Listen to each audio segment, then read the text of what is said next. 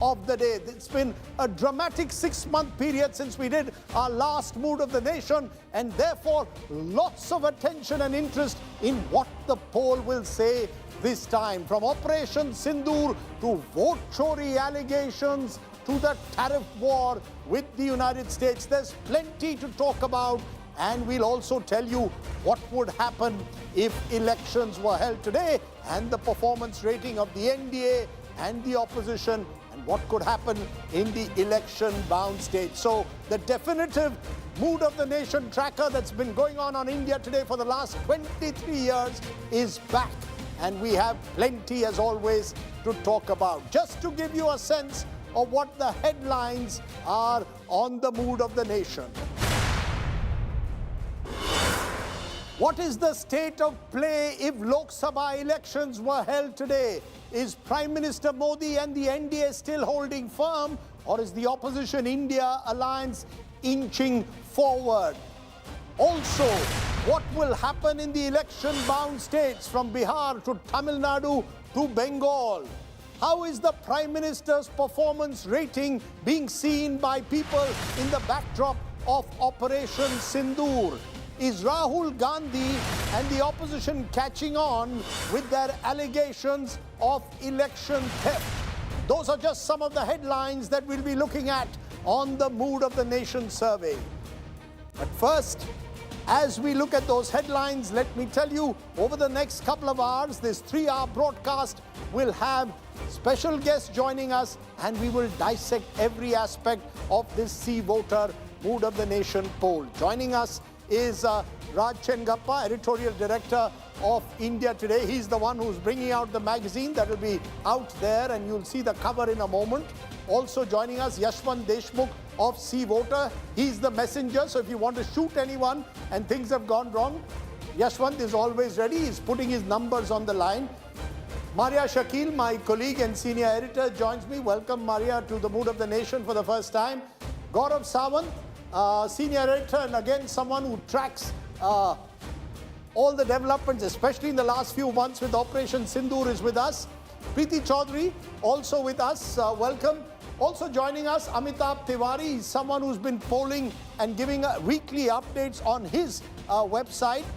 And we are joined by Tuhin Sinha, BJP's national spokesperson, and Sanjay Jha, who is someone who's been associated with the Congress party. So lots of voices, and we'll come to all the big numbers on the Mood of the Nation in a moment. But first, to give you a sense of the methodology of this Mood of the Nation survey by India Today. The survey date, July 1st to August 14th, 2025. So effectively, it's been a pretty comprehensive period.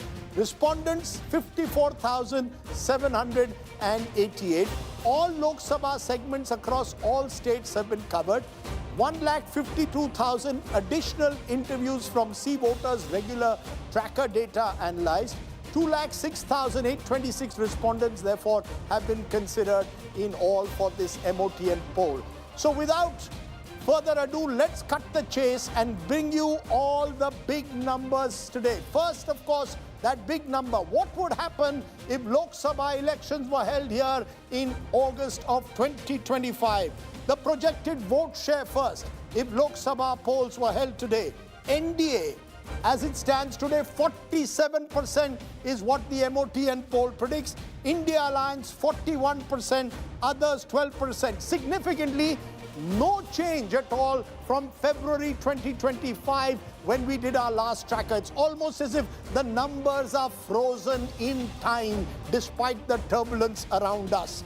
In alliance terms, the projected seat share now, remember 543 Lok Sabha seats, NDA at 324. 324, still a firm majority, but down 19 compared to February of 2025. India Alliance, 208, well behind, but up 20 compared to February 2025 when we did our last Mood of the Nation. But the NDA is up compared to Lok Sabha when the actual elections were held last year, and the India Alliance is slightly down. Others 11, that's down 1. Take a look at the party-wise projected vote share if Lok Sabha polls are held today. BJP 41%. That's no change in the BJP's support. It is a shade higher compared to Lok Sabha last year, but the same as our MOTN in February. Congress 21%, up 1% compared to February 2025. Others 38%, down 1%. How does all this translate into party-wise? And these are important numbers too. BJP on its own 260, that's short of the halfway mark, much like Lok Sabha last year, down 21 compared to February of 2025.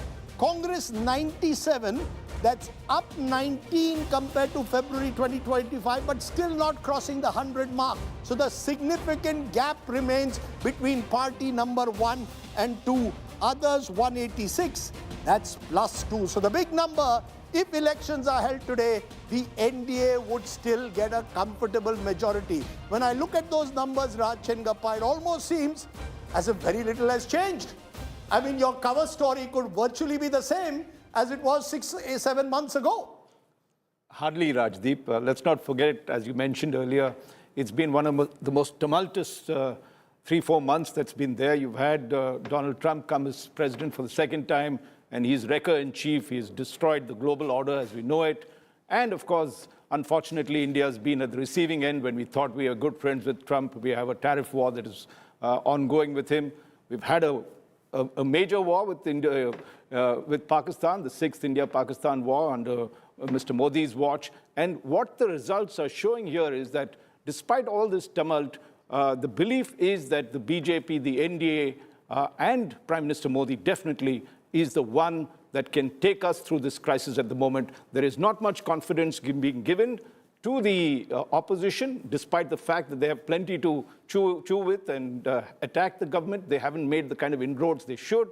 And I believe there are a lot of caveats as well.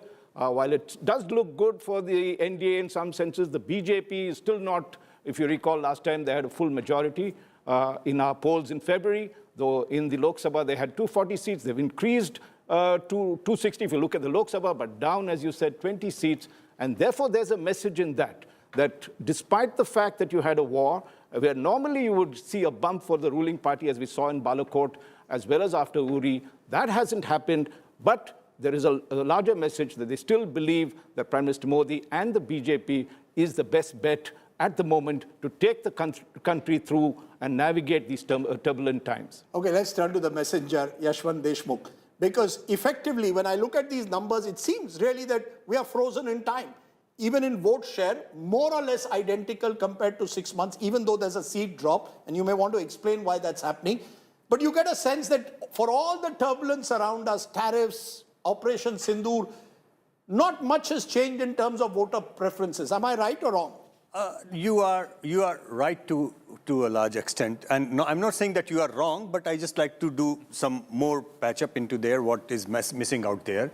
One thing which should have been working in favor of the NDA alliance did not work. That is Operation Sindoor. I'm talking about electorally speaking. Don't take anything else in that. One thing which should not have worked in their favor was Trump and tariff. That has actually worked.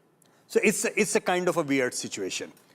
Just like Raj just mentioned, from the tracker data, I pulled out the numbers during the Balakot strike and like that, and I tried to compare the spike on two fronts. One, how big was the spike, Balakot versus Sindoor, and how long did it sustain?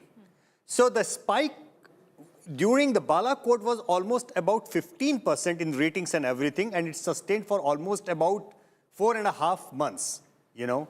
While in the case of Operation Sindoor, the spike came only about 5%. It lasted hardly about 4.5 weeks. That's a big difference. During the Operation Sindoor tracker, we have discussed this. We have done a program here on India Today that after the ceasefire was announced, Rajdeep, there was a lot of disappointment among the public, and the bigger disappointment came from the masses who voted for the BJP or the Prime Minister's supporter. So the BJP, average BJP supporter was utterly disappointed with the way the ceasefires were abruptly called. They felt the task was not complete. Pakistan was not really given the right set of dose as they would have liked Yeah, to. but yet the same supporters are still voting as per your poll for Mr. Modi. Those who do not want Mr. Modi Bingo. as Prime Minister or NDA are still voting for the Congress. There isn't much shift in voters. Am I right to say that or not? Yeah, you are right. That's why it is important to understand that a BJP supporters or Modi supporters' disappointment doesn't mean that they are swinging and shifting lock, stock and barrel to the Congress and Rahul Gandhi's camp. That's a big difference. The baseline of the last 1 decade, Rajdeep, for any data person to understand is the difference of the baseline. The baseline of the Congress in the worst and whatever crisis in that it's about 20% nationally. The baseline of the BJP is now 40%. So it is a 1:2 kind of ratio in the baseline of these two parties. Similarly, when you talk about a 2-horse race between Modi and Rahul Gandhi, baseline of Rahul Gandhi is 25%, baseline I'll of come Modi to is that. at 50%. We'll come to those numbers. So what I'm simply trying to say, we'll come to the Rahul Modi numbers. organizationally speaking, the Congress, unless it improves the baseline, it will be very difficult to see the output change in terms of electoral context. Okay, let's get more reactions. Opening remarks, your first points. Preeti, you want to go? Well, you know, What's your Rajdeep, my first point is that wasn't your phone inundated with messages that when is the mood of the nation coming in? I just want to take a minute, Rajdeep, and tell our viewers. This is Mood of the Nation in its 46th year, and usually it happens right after the 15th of August, Independence Day. And Rajdeep, last 1 week, at least my phone has been inundated with messages that when is India Today conducting the Mood of the Nation? One quick point. My phone isn't, because I don't think people believe the pollsters as much as they want this, but go ahead. But just one quick point, because I want to juxtapose these numbers to Lok Sabha results as well, 2024. And if you actually look at the two alliances there, which is the NDA alliance and the India alliance, the gap has actually narrowed down by 1%. From 7%, what it was in 2024, it's narrowed down to about 6% this time. So is that status quo? Or, you know, the gap coming down to 6% in just a year, is that significant? What's That's your what I want sense? to ask. Is it status quoist or not? This poll is showing little has changed in the last 1 year. You know, but flip it around. Look at 324 on the screen where the NDA is, right? If you juxtapose this number to the numbers of the Lok Sabha, you can actually see a huge jump in seats. So while the gap might have come down between the NDA and the India alliance, you juxtapose the Lok Sabha numbers, which was, I think, 293 where the NDA alliance was, and now it's at 324. So that's jumped. So it's interesting. All I'm saying is there is a dichotomy here. The vote percentage gap has narrowed down, but the seats for the NDA We will have try and get that explained by Yashwant in a moment, but yes, go ahead, Gaurav. Look, I think Narendra Modi is well and truly in control, firmly in the saddle, and these numbers show that. Despite that wrecker-in-chief trying to put India down, India hasn't been put down. And that he's been able to rally the country around him, if this is what the mood of the nation does clearly indicate. Who's wrecker-in-chief? Wrecker-in-chief is Donald Trump. So wrecker-in-chief is Donald Trump. The wrecker-in-chief changes. 1 year ago, it was supposedly Rahul Gandhi. Then it became General Asim Munir. Now it's Donald Trump. But go ahead, Gaurav. So, and in all of that, so all the wreckers-in-chief, if they're trying to target Narendra Modi, they have all failed. Asim Munir failed. So narrative battle when it comes to Operation Sindoor, sure, the BJP or the government may have failed in the narrative battle, but on ground, Operation Sindoor has been the biggest response to Pakistan's state-sponsored radical Islamist terror. And in the long run, perhaps, you know, that is why, despite being in power for 11 years, despite all that's happening, the challenges from Donald Trump, Asim Munir's terror, economy, unemployment, everything, they still remain at 47%. And the Congress still remains at 41%. And the baseline difference is 20% and 40% between Modi and Rahul Gandhi. So there is a wide gap. Maria, your first comments. Rajdeep, the question that I want to understand now is that has nationalism perhaps peaked and reached its threshold? If there's no surge per se, in the last 6 months, there have been two events. We have been speaking about Operation Sindoor, but let's not forget that the same Modi government was expecting that there will be some kind of consolidation of the middle class post that announcement in the budget, which was essentially about the income tax cuts. So on the governance front, they were hoping that that will lead to some kind of surge. That is not reflecting right now. And similarly, what is not reflecting is that surge that we saw post, post Balakot and also post surgical strikes.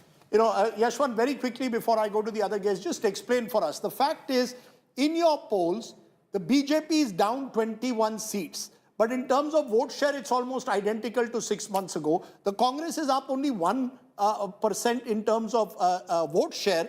But in terms of seats, you've given them 19 seats more compared to last time. So explain this dichotomy of seats and vote percentage very quickly. Yashwant to 24, Lok Sabha as well. Very, very quickly, Rajdeep, that when you look at the NDA vote share, please remember that last time we took the poll, AIADMK was not really part of the NDA alliance. Now that number has been included in the NDA alliance. So obviously very marginal, but it would, Tamil Nadu is a big state. You know, and BJP on its own is a marginal player, has been there over there.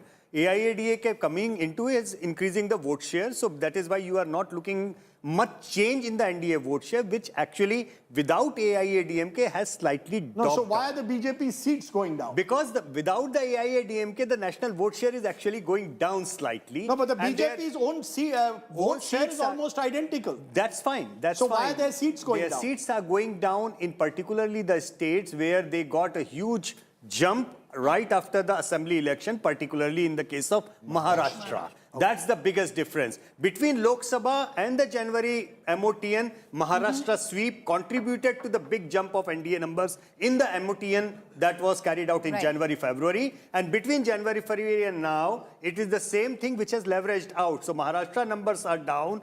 Rajasthan numbers for Congress have gone up. BJP's number have come down from the January now. So these numbers have kind of. And by the way, UP remains a saga. UP still remains. We'll come to specific one states quick question can I ask, Yashwant? That 1% increase that you show in the India alliance, is it because of the Congress or regional parties?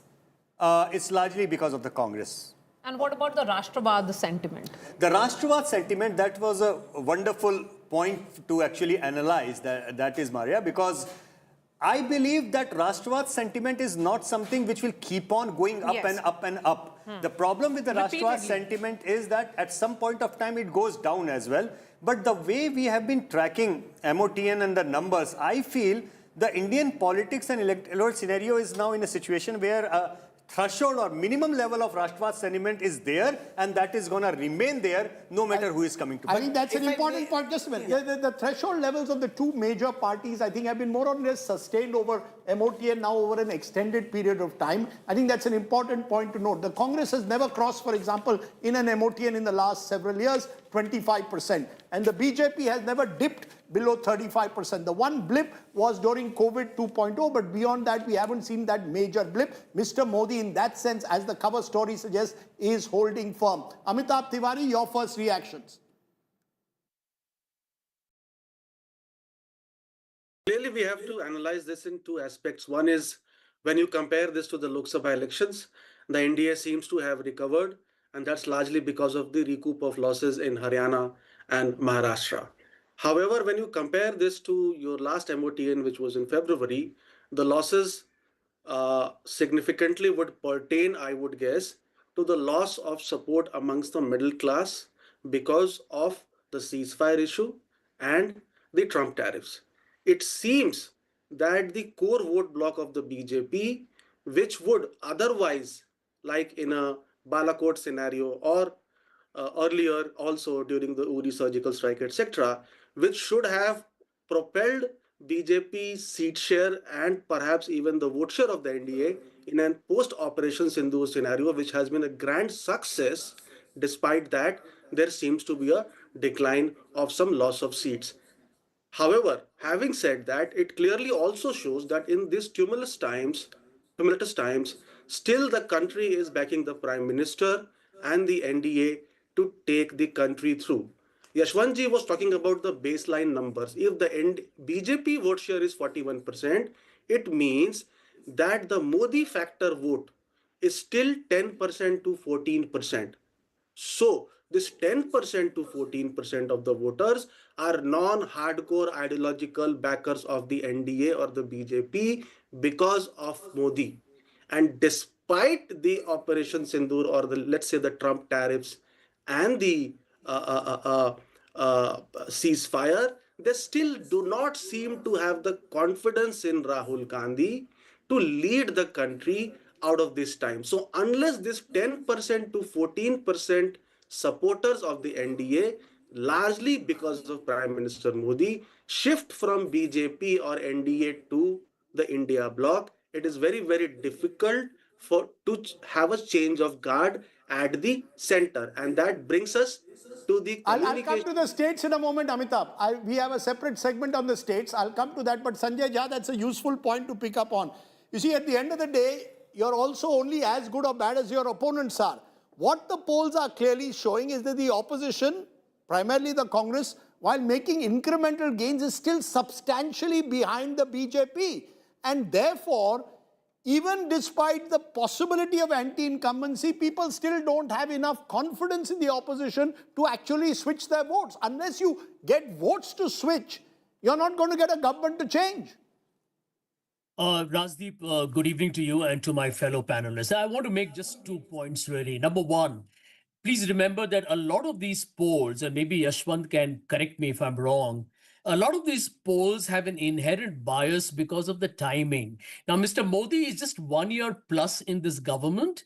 Anybody who participates in the poll knows that willy-nilly this government ought to survive. I hope it doesn't, but it might survive till this entire 2029. So that to a great extent influences your view because you realize that you may participate in a poll without making any material impact of your opinion. Been in power 11 years. You know, the mood of the nation has, over the last 11 years, consistently shown these numbers, barring, as I said, that poll in August of 2021 after COVID 2.0. No, but I'll tell you, Razi, why you need to hear my second statement that juxtaposes the first. And I'll tell you why I'm not very convinced by these numbers, and that's my reasoning. Mr. Modi's entire success since 2014 has been built on his strong man imagery, right? Everyone sees him as a leader who takes decisive calls, even if it's a blunder like demonetization. He gets away with it because people see a virtue, even in a step that may be extremely infantile. Here is 3 points that I would like to put on the table for conversation. Look at 3 distinctive tailwinds that he's faced. Number one, what Maria pointed out. Operation Sindoor, the Pahalgam terror attack, I think has severely dented his image of that muscular hero, the hyper-nationalistic narrative. I think that stands busted. I completely agree with what Maria said. I think that's peaked and is probably on the decline. The second also is going to be on the tariffs. I'm telling you, Rajdeep, as a student of economics, and I look at these numbers very closely, when the impact of these tariffs hit India progressively over the coming few weeks and months, and the job losses actually aggravate, you might see a great degree of resistance to Mr. Modi's ability to change it by talking of Swadeshi, etc. I think eventually people are hurting. And the third point is vote chori. I think on vote chori, Rahul Gandhi's campaign or the national imagination that it has caught is denting the governance record of this government absolutely irretrievably. I think all these will have consequences. Particularly, we'll see how tariffs play out. But the truth of the matter is we only can go by the numbers that are there. The numbers are clearly showing that the Prime Minister is holding firm in terms relatively, certainly, in comparison to his opponents. Interestingly, you stayed away from discussing the state of the opposition. We'll come back to that. But Tuhin Sinha, you want to respond to these numbers? Do they give you a sense of satisfaction? Or, on the flip side, you're actually not doing as well in August of 2025 compared to 6 months ago. In that sense, the momentum is not with you. Well, good evening, Rajdeep. Good evening, everybody. I would say these numbers are fairly positive for the BJP. The last few months have been challenging for the country. Even after the historic success of Operation Sindoor, we saw the opposition openly taking an anti-India line and calling a victory a surrender. We had those challenges. We had the tariff crisis. In spite of that, people seem to believe that the only leader who is equipped to deal with these challenges successfully is Prime Minister Modi. So I would much rather compare your findings with the 2024 elections. Compared to that, you are showing not over 272. You see, there are 2 ways to look at it. Even in 2024, you got 240 seats. You're still at 260. You're not going beyond 271 on your own. I'm saying your present polls are after a somewhat challenging phase. in the next 3.5 years, there will be easy phases when we will shoot up to 300. So, these 6 monthly But MOTNs. Mr. Tuhinsana, can I ask you one quick question? If one was to believe with what you're saying, that the opposition with their perception of how they handled the entire Operation Sindoor is being considered anti-national, it should show then, because the opposition has actually seen a 1% rise. While there seems to be a stagnation with the NDA. No, Preeti, the point is, for the first few days after the Operation Sindoor was halted, they managed to, sway the public and make them seem that we had given up our interest. But when the truth prevailed, your polls are pretty much on the same level that it was, in 6 months ago. So I don't see any significant loss for the BJP. Rather, now that we have successfully gotten over the challenging phase, things are only going to get better from here. And, like I said, 3.5 years is a very long time. If we have retained this in a challenging phase, we will shoot up from here in the better phases. Okay, there could be challenging times, of course, up ahead, but there are two narratives therefore playing out. One narrative is Modi holding firm, which is your cover story. The other is Modi holding firm, but, and there is also the question of the opposition itself. You're only as good, as I said earlier, as your opposition is. People still have faith in Modi compared to the opposition. Ultimately, you compare the two. Is that what really the mood of the nation shows? That yes, there are concerns, but we're still not certain that the opposition is in a better position than Mr. Modi to be able to deliver. I think it's just a little different from that. Yes, the opposition doesn't so far bring in the kind of confidence that can run the country, as Mr. Modi has been doing or the BJP has been doing. But also there are, let's put it this way, conditions apply to the support that has been given to Mr. Modi this time and the BJP. And those conditions, if you look at the economic side of it, they're deeply concerned with the economy and its progress. This worry is going to deepen as the tariff war escalates and you see a lot of joblessness happening or people losing businesses.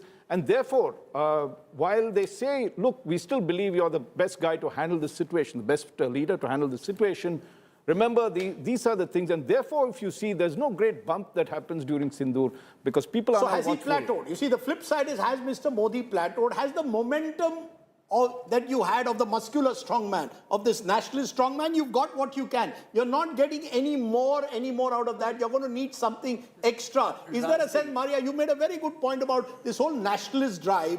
Post-Operation Sindoor, there was, unlike Balakot, where Mr. Modi's ratings just zoomed, as did that of the BJP. Now, even if Mr. Modi's ratings may not have dipped substantially, the BJP no longer is the dominant 300-plus party as per these numbers. Do you sense that there has been an arresting of the Modi momentum? So, if you look at what happened in surgical strikes, it happens September 2016, UP elections happen in 2017, and we see the results. It's a landslide victory. Aerial or Balakot airstrikes happen in February 2019. Lok Sabha elections happen a few months later. It's a landslide again. I think while we look at that comparison that you're speaking about, that you are as good as the opposition, one question which could have emerged in this mood of the nation was that what do people think about an institution called the Election Commission? Because the first real test... We'll come to all those. We've got all of that. Don't serve me. I'm too old. I'm too young. Go ahead. The first real test of the vote chori or that narrative will be in Bihar. Because the sense that I get is that this is essentially about some kind of voter awareness campaign which is happening in Bihar by the opposition. They are moving around telling that please go and speak to your BLAs, ensure that your name is there. It may not be the reason on which the vote will be cast.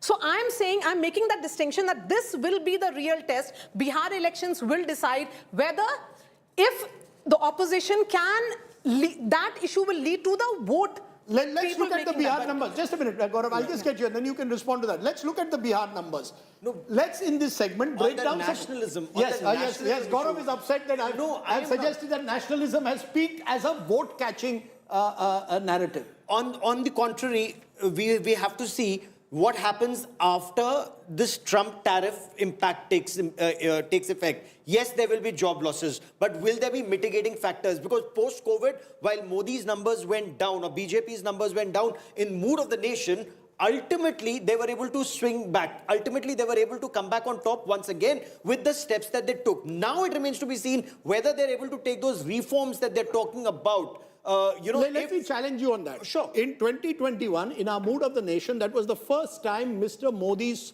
numbers and that of the BJP declined substantially in the back of COVID 2.0. And by the 2024, Chinese, yes. when the Lok Sabha elections came, the BJP for the first time after a decade actually fell even below 250 seats on its own. They got 240. So there seemed to be in those months, eventually when actual elections took place, a decline. Now if these numbers hold, in the next 12 months, if the government doesn't get it right on a few issues, are we seeing a decline? Has the Modi BJP combined, and I use it Modi combined because there is a Modi vote out there, not just a BJP vote. Has it peaked or do you see a revival? So do we see a revival post the election results of 2024 in Haryana and in Maharashtra and the RSS swinging in favor of the BJP and flipping things around for the BJP? So while there is BJP, there is Modi, there is also the RSS, and they, when they move in as a team, it becomes a very formidable combine, which will be tested once again in Bihar and in subsequent elections. He is right in the way that is you see what we witnessed in Haryana and Maharashtra and even in Jammu for that matter was that Modi as the election campaigner in chief took himself into the backseat. Yes. It was the organizational strength of the BJP and the RSS which pulled them out of the blues, So there are two aspects of this entire electoral game plan. One is that how much, organizational muscle is coming in and how much is the Modi factor coming in. And I would just like to point out what Amitabh said was very important. All our serious number crunchers, CSDS, us and others, colleagues as well, they have estimated about 25 to 33% of the BJP universe as the pro-Modi person, which is not ideologically centered. It is just Modi. It's the Modi dividend. Let me just make that clear. Yeah. CSDS said in 2019, 1 in every 3 voters voted for the BJP because of Modi. By 2024, it had come to 1 in 4. 1 in 4. So it actually declined a bit. So I'm just asking you, that's fine. You see, one of the things from these numbers is that the BJP is so far ahead that nothing can change. I'm just coming to that point. Just give me 30 seconds. I will come to that point. Because even by a 1/4 or 1/3 number within the BJP, that is the swing vote, I would say. Because it's not ideologically inclined. If you remember, Rajdeep, the lowest possible F for the BJP in the last 20 years, even when they lost 2009 election, was 20%, right? Lowest possible F for the Congress even was around the same 20%, which means, ideologically speaking, these two national parties are positioned at 20-20 each. Whatever BJP is getting beyond 20 to 25% is Modi factor. Now, as long as Mr. Rahul Gandhi is going to center his campaign around him individually, that swing is not going to happen. That is why Chaukidar Chor hai backfired. That is precisely why a personal campaign against Mr. Modi, Mr. Prime Minister, is never useful to any of the Samvidhan Khatre mein hai also worked. But Rajdeep, somewhere down the line, if you look at when our last Mood of the Nation polls actually happened, it happened at the back of a win that was euphoric for the NDA. We were coming at the back of a 3-2 in elections, which clearly, where the massive states were concerned, went in the favor of the NDA. So there was that impetus, there was that push, because some of those elections, the NDA technically, as per poll data, as per a lot of conversations in studio, were not elections that were meant to be won by the NDA. Maharashtra, Haryana, Delhi, all of them came back, right? So the NDA won it. There was a deep sense of euphoria. You did the poll. The NDA clearly was on top, and we see that kind of exaggerated figures at that point. There are two aspects to elections. One is narrative building, one is organization building. It's clear that the NDA or the BJP's organization remains at the moment so much formidably superior to that of the opposition. Therefore, when you actually come to election numbers, you always see wide gaps. Plus the Modi versus the rest factor. Mr. Modi still remains in most polls, including possibly this one, well ahead of his opponent. So keep that in mind. But let's come to Bihar. It's your home state, Maria Shakil. Let's look at the numbers and then I'll get my other guests also in. If projected vote share in Bihar that goes to the polls in November, 2024 Lok Sabha result. Keep in mind, Lok Sabha result, NDA had 47%. In our MOTN, NDA is going up to 50%. On the other hand, the India Alliance, which was 39% in the Lok Sabha, is now going up by 5% to 44. So the others are getting squeezed out as per this. How does that translate into seats? Remember, this is Lok Sabha seats. We are not looking at Vidhan Sabha, but Lok Sabha, but it may give you some kind of a barometer. In the 2024 Lok Sabha results, the BJP plus JDU plus LJP had dominated the election, winning 29 out of 40. The RJD plus left and Congress had got 9. As of now, they remain at 9 and the NDA would be at 31. So the first test, if it is Bihar, is that the NDA, at least in electoral terms, Maria, in your home state, is holding rock solid vote adhikar yatra or no vote adhikar yatra. Yes, because I feel that in a state which is so politically charged, so politically aware, because the biggest political movements have happened from Bihar, so vote adhikar yatra will essentially mean that each and every voter will go to the BLA, speak to their respective booth agents and ensure that their vote is there. Will it translate into vote? I don't think so at the moment. It may not be an issue on which vote will be cast.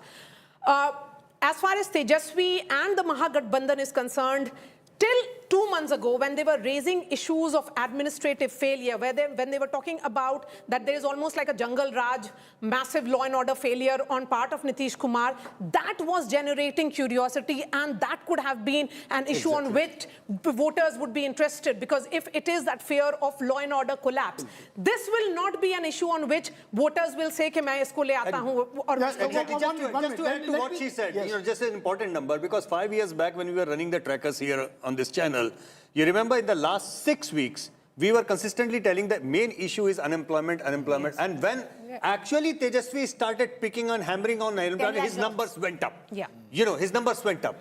So I agree with Maria on this one that we don't know yet, but sometimes I feel like that, is it diluting the main agenda main issue and main agenda of Tejasvi Yadav? I don't know. Let me just bring in Amitabh Tiwari, because Amitabh Tiwari, much like the big national numbers, when I look at the Bihar numbers, again, relatively frozen in time, particularly compared to Lok Sabha of 2024, again in a state where caste alliances also remain rock solid. Do you therefore believe that, in a way, the challenge for the opposition is to translate some of the narratives, whether anti-incumbency, whether mehengai, whether unemployment, whether law and order, into actual votes? And that comes down to trust. Do I trust the opposition to do a better job than those in power? Yeah, essentially, one caveat will be here that these are Lok Sabha numbers, and in the past we've seen that Bihar voted for Modi in Lok Sabha, but for the Mahagathbandhan when Nitish was aligning with Lalu in 2015. That said, the real issues which everybody is talking about are unemployment, price rise, and corruption. And that is when we were seeing in the trackers that the Mahagathbandhan was getting some sort of traction. I still believe that this SIR exercise is a deflection, and somehow the opposition has been caught in this trap, and for the past 1.5 months have been largely focusing on SIR. Now in tweets of Rahul Gandhi, if you see, he is also talking about unemployment, price rise, corruption, along with SIR, because these are the issues. It's not only about trust. Unemployment is an issue. So it's not only in Bihar, it's across India. How will the India bloc solve this issue? I don't see any white paper or any communication or any strategy on this aspect reaching the youth of the country. There is a discontent amongst youth in Bihar. But how will the India bloc generate jobs? That is something. So it comes back to that. Let me turn to another Bihari, therefore, Sanjay Jha. It comes down to, yes, there are narratives which the opposition can use to build some kind of a momentum, but either they choose the wrong narrative at times, or they don't have the organizational strength to convert some of these narratives into votes. You're going to have to swing votes. Elections are decided by swing voters, not by those who are committed to one party or the other. But Rajdeep, can I just add to it? Just a minute, let him complete. Go ahead, Sanjay. Rajdeep, in my opinion, I'll agree only partially with Maria here, because she says it's more like a voter awareness. It's not. This has become, in my opinion, an emotive subject during the entire campaign. Let me elaborate on that. The feeling amongst those, particularly the minorities and those from the backward classes who have who struggle with those elementary documentation that the EC mandated, they feel that there was an attempt to cheat them and deprive them of their right to vote. Now, I come from Bihar. I have not lived there now for many years. But let me tell you this. When I grew up, for the few years that I was there, at a young age, people discussed politics in dhabas and nukkars. And when you tell them that this one fundamental right that you have to get Modi to come and tell you with hands folded, please vote for me, if you're going to take that away from me, that's hurting that emotion, that the betrayal, or the fact that, is somebody here trying to take me for granted? And I think this will have a larger ramification in Bihar when the voting happens. Yes, no, you have to wait. We have several more states to go through. We cannot ignore those states. Okay, there's a large gap still, though, between the two sides of about 6% as per the MOTN poll between NDA and India Alliance. But remember, from 39% in Lok Sabha results, and these are Lok Sabha, they are now up to 44%. And in a state election, as we saw in 2020, the Mahagathbandhan is able to punch possibly above its weight. To that extent, Bihar will be fascinating. If these numbers are there, it will be a tighter race than many have predicted, given, of course, the fact that the Nitish Kumar government has been in power for so many years. But it's not just Bihar. Over the next 9 months, there will be several states going to the polls. Let's quickly go through it, and then you can give us what the big takeaway from these states is. Let's start with the state of Tamil Nadu. Remember, Tamil Nadu is one of the biggest states that will go to the polls. This will be around March, April next year.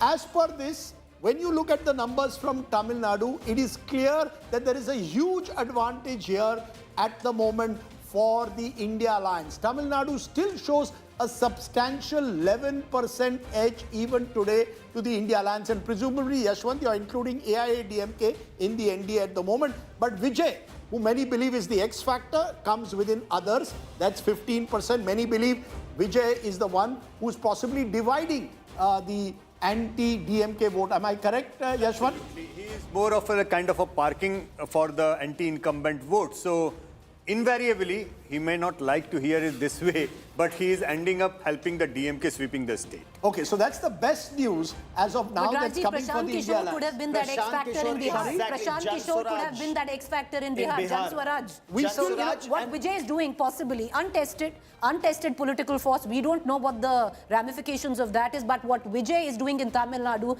you can completely seem to suggest, because I'll go by what Yashwant said. See voter survey last time. Preferable chief ministerial candidate. See voter survey seems to be projecting Prashant Kishore right on top, and there's a steady rise in those numbers. Yeah, but the fact is, right on top is Tejasvi number one. But Prashant Kishore could be that the fact is the others in Bihar are still in single digit. In Tamil Nadu, as per your poll, others are in double digit. So therefore, the others are a significant chunk in Tamil Nadu, not so much in Bihar. So even while Prashant Kishore may be high in popularity, as of now, as per these numbers, it's not necessarily translating into votes and seats. For his party. We'll wait and see. Personal popularity is there. Personal popularity may not necessarily translate into votes. Let's take a look at another key state that's going to the polls in the next few months. We have Kerala, which is also going to the polls, remember, at the same time, another of the southern bastion states. In Kerala, these are even better numbers in some way for the UPA India Alliance. And there's a story within a story here, Yashwant, because as per your polls, the UDF, that's the Congress-led alliance, is 41%, which is 16% more than the LDF, and the BJP is at 24%. This is all Lok Sabha. Now, can that change in a Vidhan Sabha where the left in particular has a very strong organization on the ground? Or looking at these numbers, will Shashi Tharoor perhaps hope, mera number kab aayega? Unlikely, because historically speaking, BJP managed to poll only 50% or less than that, what they used to get into Lok Sabha election in Kerala. So if they are managing to poll about 24% in Kerala, their Vidhan Sabha tally could be around 12%, not beyond that. So would you give the edge as of now to the UDF in Kerala? Definitely. As far as the assembly election goes, yes. UDF has an edge over there. Having said that, any party which is I mean, touching almost 25% vote in a state, Kerala cannot be now classified as a state where BJP is a non-entity, is out of condition. It's a huge, huge development. I mean, coming to 24% for me, purely from the psephology perspective, it's a fascinating fight. You know, these first three states, Raj, are also showing a story within a story. When I look at the national picture, it's very one-sided. The BJP still remains well ahead, NDA. The moment you go to states, every state, Bihar, at least the Mahagathbandhan is now not out of it. In Kerala and Tamil Nadu, they are well ahead in some ways.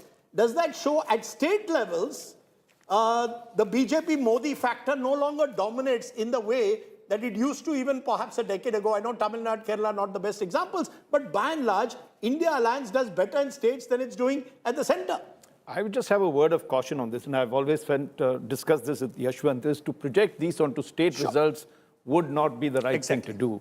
And the second thing I'd just like to... But if in general, actually, it works the other way around. The India Alliance tends to do better in states than it does in general elections. And they do have strong leaders in the states as compared to it. But Yashwant, I have a question. When looking at these state numbers, BJP has lost, you say, 19 seats, right, from what you had in February.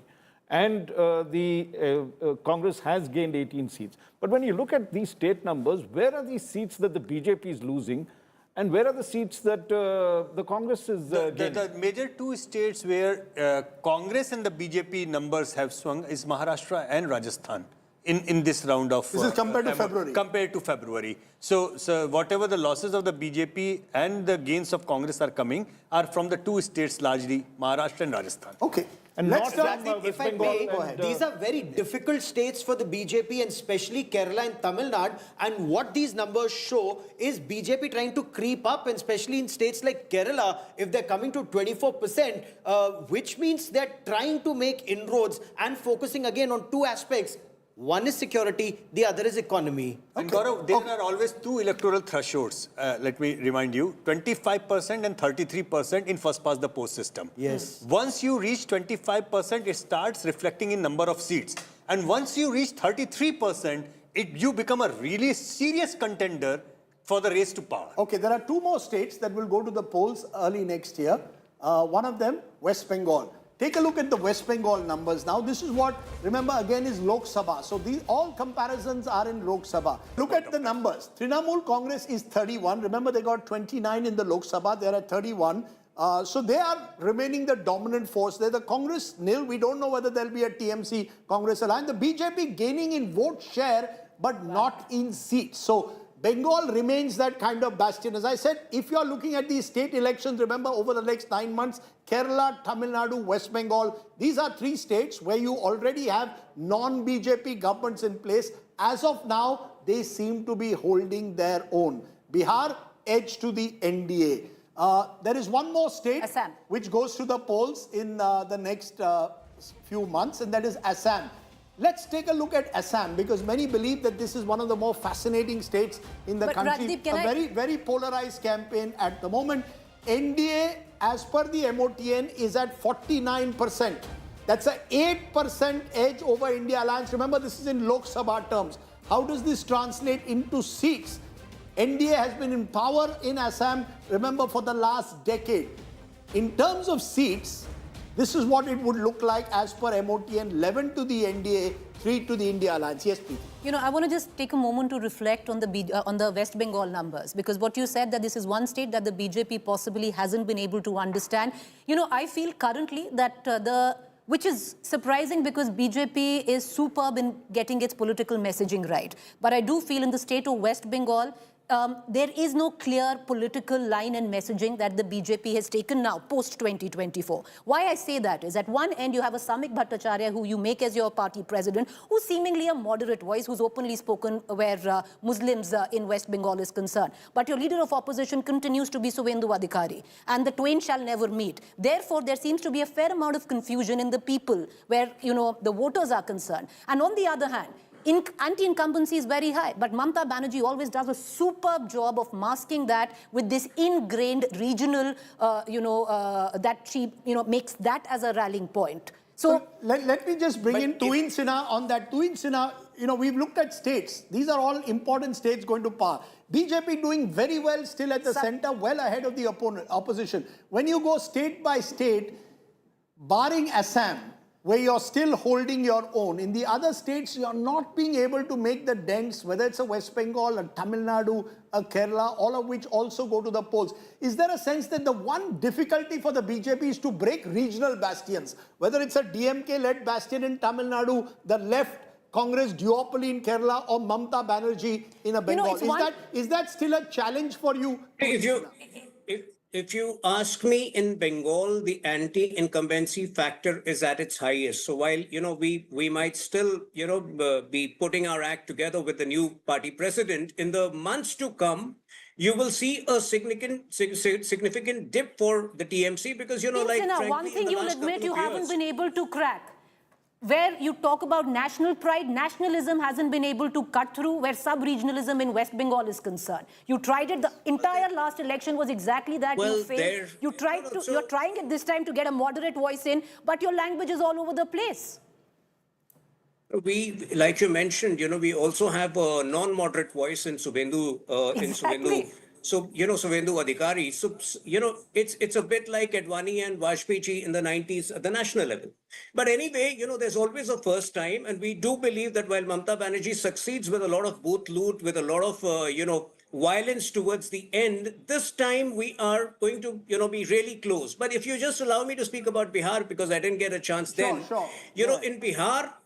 in Bihar, in the last few days, the frustration of Rahul Gandhi is already showing. The myth, the hallucination of vote chori is not working on the ground. Bihar is a place of erudite people. Maria may agree with me, Sanjay Jha may not agree, but, over there, you can't spin this fake narrative of vote chori when actually from 2014, when at the national level, the Congress vote share had dipped to 23%, it has gone up by over 80% in the last 10 years. So, was UPA doing vote chori of Congress party in 2014 when it was at its lowest? And look at the kind of abusive language which, Congress workers have used against Prime Minister's mother. Once again, they do it every time they realize that the narrative has failed. And this comes from the top.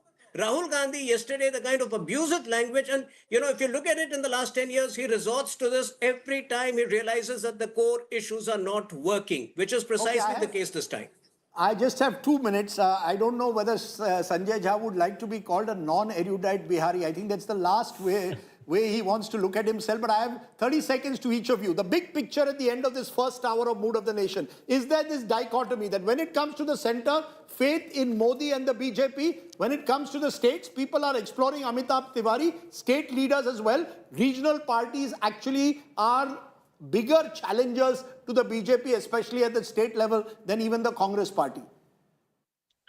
Clearly, regional parties which have strong leaders and which play to the BJP strength, that is nationalism versus sub-nationalism, and who have implemented a model of development, be it Mamata model of development or a DMK model of development or a Pinari Vijayan model of development, they are able to tackle BJP well because they have leader as well as a model of development to talk about. And BJP lacks strong leaders there, without which they are unable to make inroads in these specific states.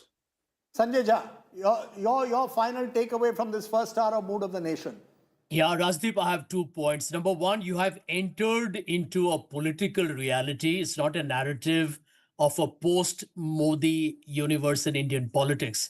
The RSS openly talked about it, and I think it's pretty evident that the conversation everywhere has already become that, Modi is probably going to be replaced by somebody down the line. Who it's going to be? I think Mr. Modi's own, besides the other failures that we talked about, I think he's a diminishing brand for sure. The second point, I disagree with Yashwant Deshmukh when he says BJP's baseline is 40%. It's not. They were 32% in 2014, 37% in 2019, and 38.2% in 2019. Their base would be an average closer to around 35%. And if you lose 10 to 12% because of Modi, the BJP could be down to again 20-odd%. So, yeah, but Mr. Modi is not going anywhere. Mr. Modi is not going anywhere. That is, as per this poll, let's be very clear. Mr. Modi is not going anywhere.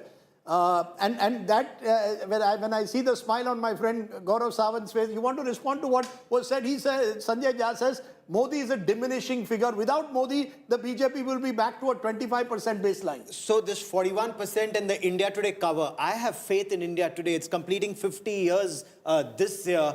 And this is this 46th mood of the nation. So you're saying We get it right. BJP minus Modi is going to be back to 25%. So it is a combination that works. It is the BJP, the RSS and the Prime Minister. They work in tandem. And even in Bengal, they rose from 3 to 77. So it's not as if they don't have their act in place. It's incremental growth. Whether it rises higher or goes down, we'll only know in elections. Okay. But they're holding fort as much, it's that's trench warfare that's continuing, the war of the narratives. So that's the cover story of Mr. Chengappa's India Today magazine. Remember, the messenger is Yashwant Deshmukh. If you disagree with the poll, shoot Yashwant Deshmukh.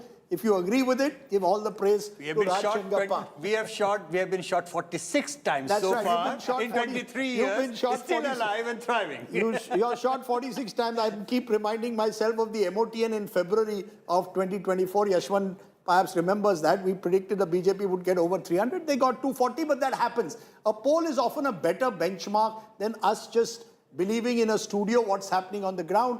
The cover is Modi holds firm, but, and do look carefully at some of those buts because they also matter at election time. On that note, let's take a break. When we return, we'll turn to how are people viewing the performance of the government and that of the opposition. The Modi versus Rahul battle, is that still a one-way fight? More on the other side. You're watching The Mood of the Nation, India Today's biannual survey done by C Voter. Back in a moment. We'll have special guests joining us and we will dissect every aspect of this C Voter Mood of the Nation poll. Joining us is Raj Chengappa, editorial director of India Today. He's the one who's bringing out the magazine that will be out there and you'll see the cover in a moment. Also joining us, Yashwant Deshmukh of C Voter. He's the messenger, so if you want to shoot anyone and things have gone wrong, Yashwant is always ready. He's putting his numbers on the line. Maria Shakil, my colleague and senior editor, joins me. Welcome, Maria, to the Mood of the Nation for the first time. Gaurav Sawant, senior editor, and again, someone who tracks all the developments, especially in the last few months with Operation Sindoor, is with us. Preeti Chaudhary, also with us. Welcome. Also joining us, Amitabh Tiwari, someone who's been polling and giving weekly updates on his website.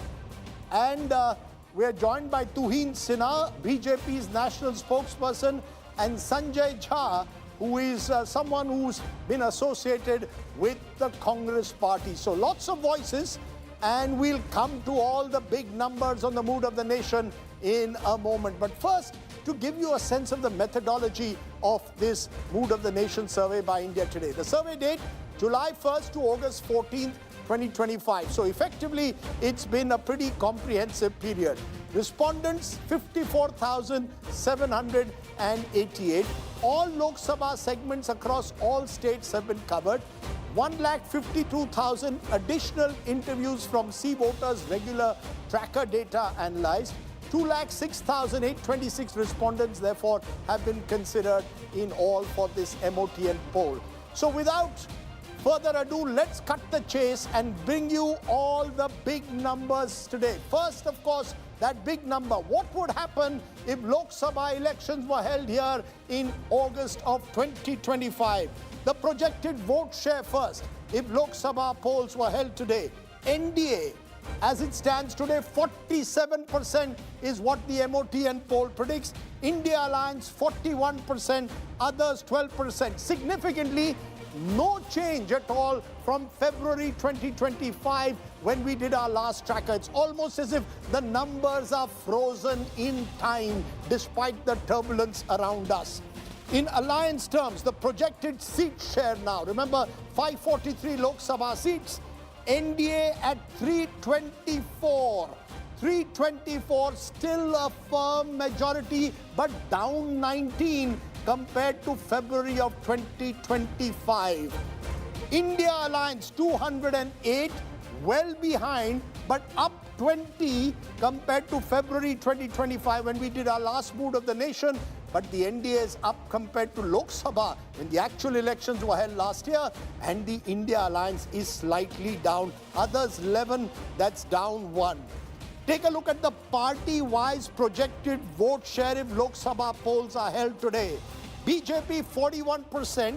That's no change in the BJP's support. It is a shade higher compared to Lok Sabha last year, but the same as our MOTN in February.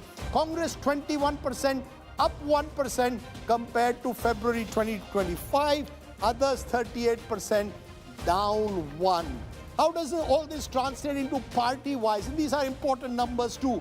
BJP on its own 260, that's short of the halfway mark, much like Lok Sabha last year, down 21 compared to February of 2025. Congress 97, that's up 19 compared to February 2025, but still not crossing the 100 mark. So the significant gap remains between party number 1 and 2. Others 186, that's plus 2. So the big number, if elections are held today, the NDA would still get a comfortable majority. When I look at those numbers, Raj Chengappa, it almost seems as if very little has changed. I mean, your cover story could virtually be the same as it was 7 months ago. Hardly, Rajdeep. Let's not forget, as you mentioned earlier, it's been one of the most tumultuous 3-4 months that's been there. You've had Donald Trump come as president for the second time, and he's wrecker-in-chief. He's destroyed the global order as we know it. And of course, unfortunately, India's been at the receiving end. When we thought we were good friends with Trump, we have a tariff war that is ongoing with him. We've had a major war with India, with Pakistan, the 6th India-Pakistan war under Mr. Modi's watch. And what the results are showing here is that despite all this tumult, the belief is that the BJP, the NDA, and Prime Minister Modi definitely is the one that can take us through this crisis at the moment. There is not much confidence being given to the opposition, despite the fact that they have plenty to chew with and attack the government. They haven't made the kind of inroads they should. And I believe there are a lot of caveats as well. While it does look good for the NDA in some senses, the BJP is still not, if you recall last time, they had a full majority in our polls in February, though in the Lok Sabha they had 240 seats. They've increased to 260 if you look at the Lok Sabha, but down, as you said, 20 seats. And therefore, there's a message in that despite the fact that you had a war, where normally you would see a bump for the ruling party, as we saw in Balakot, as well as after Uri, that hasn't happened. But there is a larger message that they still believe that Prime Minister Modi and the BJP is the best bet at the moment to take the country through and navigate these turbulent times. Okay, let's turn to the messenger, Yashwant Deshmukh. Because effectively, when I look at these numbers, it seems really that we are frozen in time. Even in vote share, more or less identical compared to 6 months, even though there's a seat drop, and you may want to explain why that's happening. But you get a sense that for all the turbulence around us, tariffs, Operation Sindoor, not much has changed in terms of voter preferences. Am I right or wrong? You are right to a large extent. And no, I'm not saying that you are wrong, but I just like to do some more patch up into there, what is missing out there. One thing which should have been working in favor of the NDA alliance did not work. That is Operation Sindoor. I'm talking about electorally speaking. Don't take anything else in that. One thing which should not have worked in their favor was Trump and tariff. That has actually worked. So it's a kind of a weird situation. Just like Raj just mentioned, from the tracker data, I pulled out the numbers during the Balakot strike and like that, and I tried to compare the spike on two fronts. One, how big was the spike, Balakot versus Sindoor, and how long did it sustain? So the spike during the Balakot was almost about 15% in ratings and everything, and it sustained for almost about 4.5 months, While in the case of Operation Sindoor, the spike came only about 5%. It lasted hardly about 4.5 weeks. That's a big difference. During the Operation Sindoor tracker, we have discussed this. We have done a program here on India Today that after the ceasefire was announced, Rajdeep, there was a lot of disappointment among the public, and the bigger disappointment came from the masses who voted for the BJP or the Prime Minister's supporter.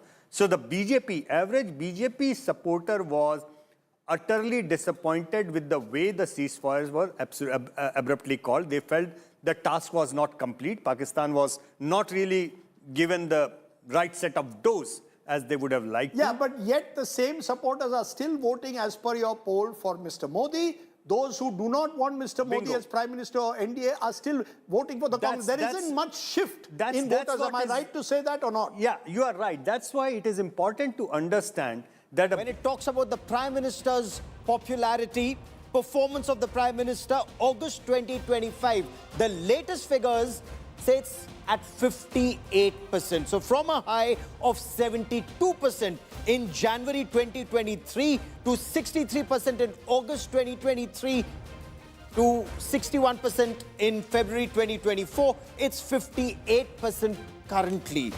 Those who say his performance has been poor, that figure is at 26% in the month of August. The others are don't know, can't say. So all the challenges, Op Sindoor high, and of course the narrative battle, as many spoke of, that India did not win despite winning on ground, and the Trump tariffs. Challenges plenty, popularity at 58%, Rajdeep.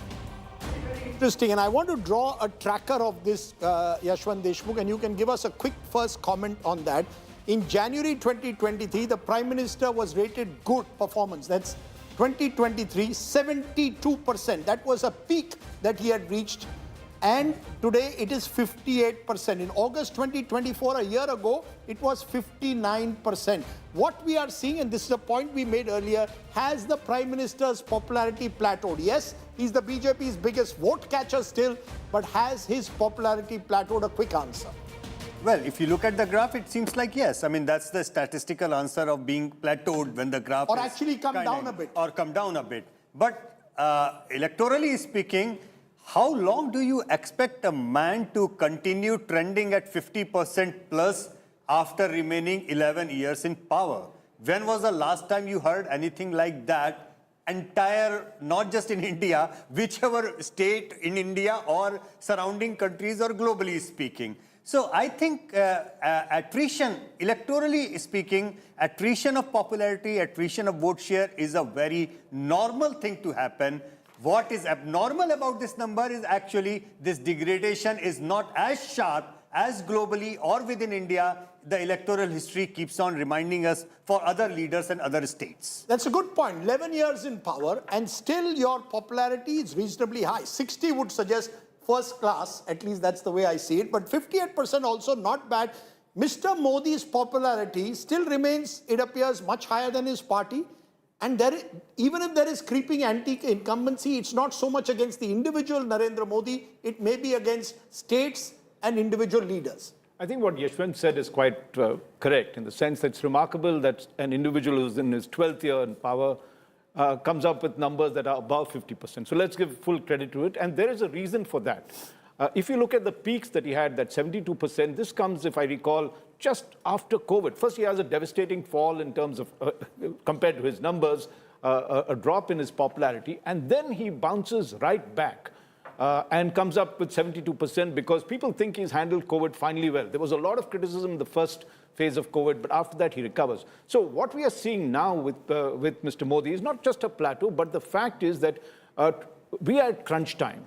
And some of that impact is being felt in terms of a very sobering reality that is happening in terms of the numbers going down, not only for Mr. Modi, percentage-wise from the highs that he had in February, but also for the BJP and the NDA. Those numbers are down because we are in a state of crisis. Now, what Mr. Modi does to handle, and let's look at it, in his track record has shown that every time there's been adversity, he comes out the better.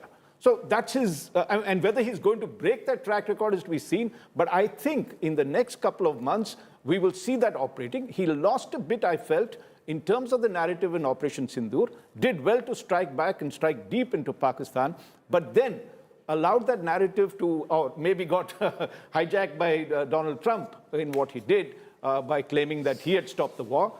But he has this chance now, and you can see that Independence Day speech that he spoke about, which he realizes that it is crunch time for the economy, next generation reforms are there. If there's a person in crisis who's best equipped to handle this, it's Prime Minister Modi at the moment. We've seen also... And that's the results of the poll. That's why Yeah, sure. But we've seen this also between COVID 2.0 when his popularity dipped. And then by January 2023, it was back at a high at 72%. Anyone else? First remarks to what these numbers show.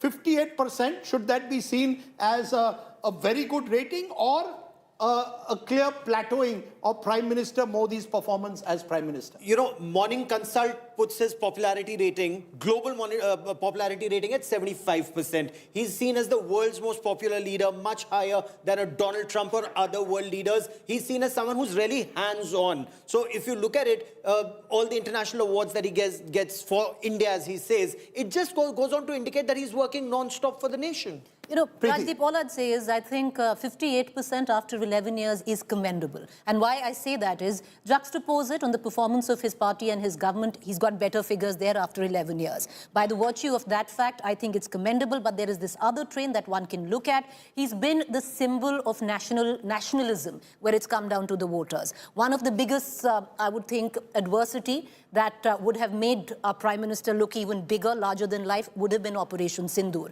And I would reckon, if we go by the old figures of the Balakot airstrike, like Yashwantji has pointed out, there was a huge surge. We saw it on ground and we saw it in figures as well. That hasn't quite happened. So somewhere down the line, possibly the nationalism narrative was dented, A, by the opposition and Donald Trump. Remember, BJP's vote percentage was around 40-41%. Prime Minister's performance as good as 58. So Prime Minister tends to outperform his own party. But Maria, your first reaction? Is hyper-nationalism or perhaps that Hindutva sentiment overshadowing the governance agenda? The government would want the governance to take center stage, but then there is this narrative around Operation Sindoor. If we were to look at those, you know, in what has happened in the last 18 months, there is a consecration ceremony which happens in 2024 January. That leads to the peak. And Ram Mandir. Ram Mandir. And then there is Operation Sindoor, which is there. But in between all this is an important decision which is announced for the middle class, which is, again, the income tax cut, which perhaps should be discussed more, but it is not being done. But it is not reflecting as much. So, Rajdeep, the sense certainly is that there has to be a reworking of the communication strategy, going back to the governance, taking center stage, not as much as, you know, as we are seeing in the context of Hindutva. It's very interesting the way the Prime Minister's popularity seems almost untouched by what the other criticisms of this government are, but performance of NDA, satisfied. As of August 2025, it is 52% are satisfied. That again comes down compared to 62% in February 2025. And in January 2023, when Mr. Modi's personal popularity had peaked, it was 67%. So if I look at it compared to February, which is how we track a poll, it is actually down 10%. Satisfaction rating with NDA is down 10%. On the other hand, those who are dissatisfied remain the same, 27%. So there's a solid block of those dissatisfied. There is, of course, a large number who are saying, don't know or can't say. But this is the first real worrying point for the NDA, when 10% decline takes place over 6 months in terms of satisfaction. We then asked NDA government's biggest achievement. 17% still said Ram Temple, January 2024. Operation Sindoor, 12%. So unlike a Balakot, where there was a huge jump in support for the government, not so much this time. Maybe Trump's announcements of ceasefire have something to do with it. Development, Maria mentioned, governance is 10%. Biggest failure, unemployment 27%. And remember, this is where the tariff factor could kick in also over the next 4 months. It's a warning sign. Price rise 21%. And we've seen this consistently over our mood of the nation. These two issues remain troubling. Economic growth 7%. So when you look at these numbers clearly, Prime Minister's performance rated much higher than that of his government. And there's a sharp dip in satisfaction levels with the government. Sanju Verma is joining us. Sanjay Jha is still with us, as is Amitabh Tiwari. Let me get first reactions from you, Sanju Verma. As we showed earlier, if there were elections held today, NDA is comfortably ahead. Prime Minister's ratings remain relatively high.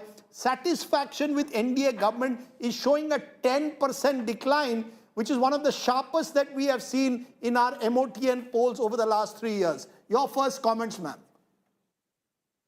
My first comment is this, Rajdeep, that yes, while Prime Minister Narendra Modi's rating or popularity may have dipped from 72% in 2023 to 58% in 2025, and those who are satisfied with Prime Minister Modi / the BJP, that may have fallen from 67% in 2023 to 52% in 2025, as your poll suggests. One thing which cannot be disputed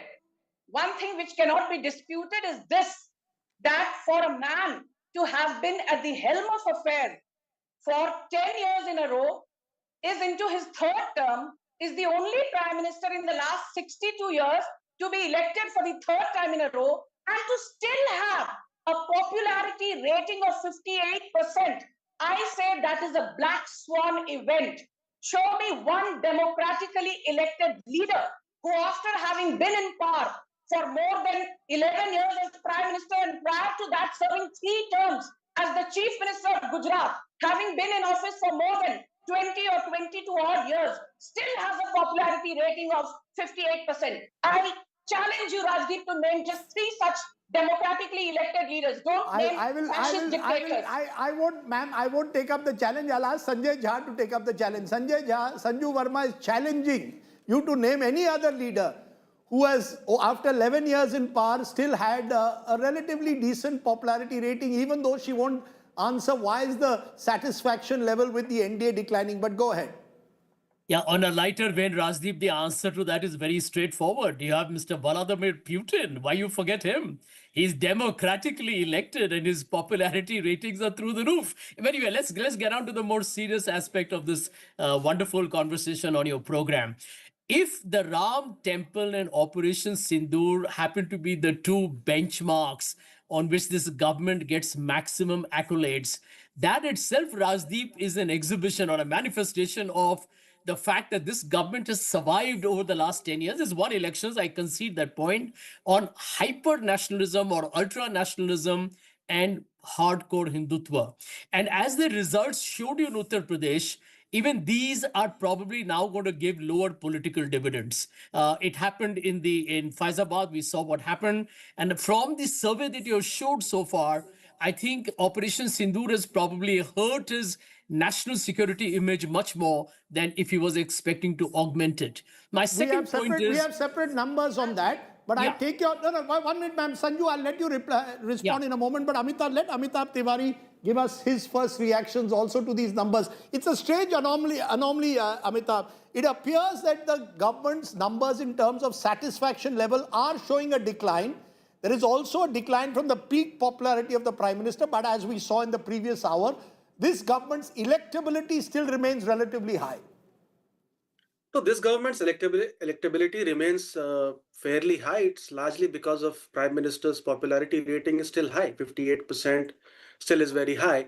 And this is largely because of his ability to reinvent himself. Each year, you have a new tagline, a new theme, a new scheme for a different set of cohort. That is one thing. Second thing, and we get back to what we were discussing earlier, the popularity rating of the NDA has fallen by 10 percentage points. But this has not moved to the unsatisfied level. This is largely moving to the can't say or don't know or other options, correct? So you win elections or win narratives when people swing from one alliance to the other. There is a 10% decline in NDA's performance rating, but these set of voters do not see the confidence in the opposition to lure them or woo them to their side. And that is what is the missing link. But Amitabh ji, for a moment, if you reflect, because that really shows the popularity, Rajdeep, of the Prime Minister here. If you reflect for a moment, February, if we hark back to our last Mood of the Nation survey, both the Prime Minister and the NDA performance was judged at an even keel, 62%, 62%. The drop for the Prime Minister has only been 4%, but the drop for the NDA has been a solid 10%. So clearly, somewhere down the line, you have the Prime Minister who's taking and still the poster boy of what the NDA alliance is. Yeah, but it is not resulting in benefit for the opposition. And that perhaps reflects the trust deficit that the opposition still has to battle with, which will come to it. But before I come to you, Yashwant, Sanju Verma putting her finger up is a very dangerous thing, because if I don't sort of get her in, she will then go on Twitter and say Rajdeep was unfair to us. So quickly respond, ma'am. We have lots of guests, 30 seconds. Go ahead. I'll take 45 seconds if you indulge me. And whatever my finger might, whatever my finger might denote, that apart, let me come to the moot point. I think Maria raised a very important issue. Governance-related narrative should be predominant. But I will tell one thing, disagreeing with her slightly. What are the top 10 achievements of Prime Minister Narendra Modi, which no one seems to be dwelling on? The fact of the matter is, Vikas bhi, Astha bhi. 12 crore toilets under Swachh Bharat Abhiyan. 10 crore, gas cylinders given freely under Ujjwala scheme. You have 47 crore Ayushman Bharat cards given to people. You have 25 crore soil health cards given to farmers. You have something called 40,000 kilometers of railway electrification, which is done. You have abrogation of Article 370, which was discriminatory. You have the Ram Janmabhoomi Mandir, which has come to fruition after being a civilizational battle, which was unresolved for 500 long years. And most importantly, very quickly, in 10 seconds, the world's 4th largest economy, the world's 8th largest tourist economy, the world's 4th largest foreign exchange reserves, the world's 7th largest gold reserves, the world's 2nd largest steel producer. I just want to stop you for a moment. Ma'am, I have to go. But ma'am, I take your, ma'am, just a minute.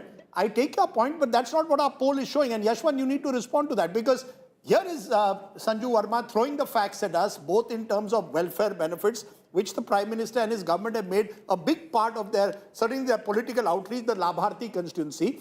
Yet, when I look at the numbers, the fact is that on economy, the NDA's government biggest failure, unemployment, price rise, which between them come to 48%.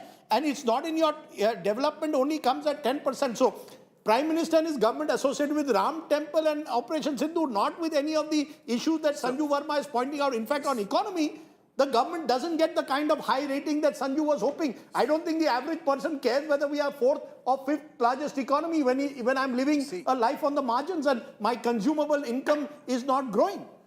Rajdeep, I'm not an economist, but what I can tell you for sure that in our routine trackers for the last many years, the general sentiment of the people on the ground is that economy is under stress. Huge stress. It's under stress. Absolutely under stress. People say, big number of people are saying that running the kitchen is getting more and more difficult. And this after when we are running world's largest free food program. So let's keep that aside. One important point which Amitabh mentioned, I would just come back to that, is that when you look at the 10-point drop of NDA numbers, the numbers are not swinging to the other side. And Preeti, you remember in our PSC, right, during the Sindoor and after the ceasefire happened, we did report that huge number of Modi and BJP supporters were upset and angry with the way ceasefire was carried out. Now, when you look at that number, this is directly in continuation with that. I see a connect between the two. There is an anger the way the ceasefire happened, right? That is why the satisfaction is going down. But they remain a loyal Modi supporter. That is why Modi's personal number do not drop. Still up. No, but is the satisfaction going down? No, sir, but is the satisfaction, Yashwan, going down because of Sindoor or because of the economic stress that you spoke about? Is there a sense that people are stressed out at the bottom? So while you may spin this narrative that, all is well, the truth of the matter is all is not well as per this survey. Our survey numbers on economy were equally stressed even when Mr. Modi was at 72%. That's a very important point for you to understand.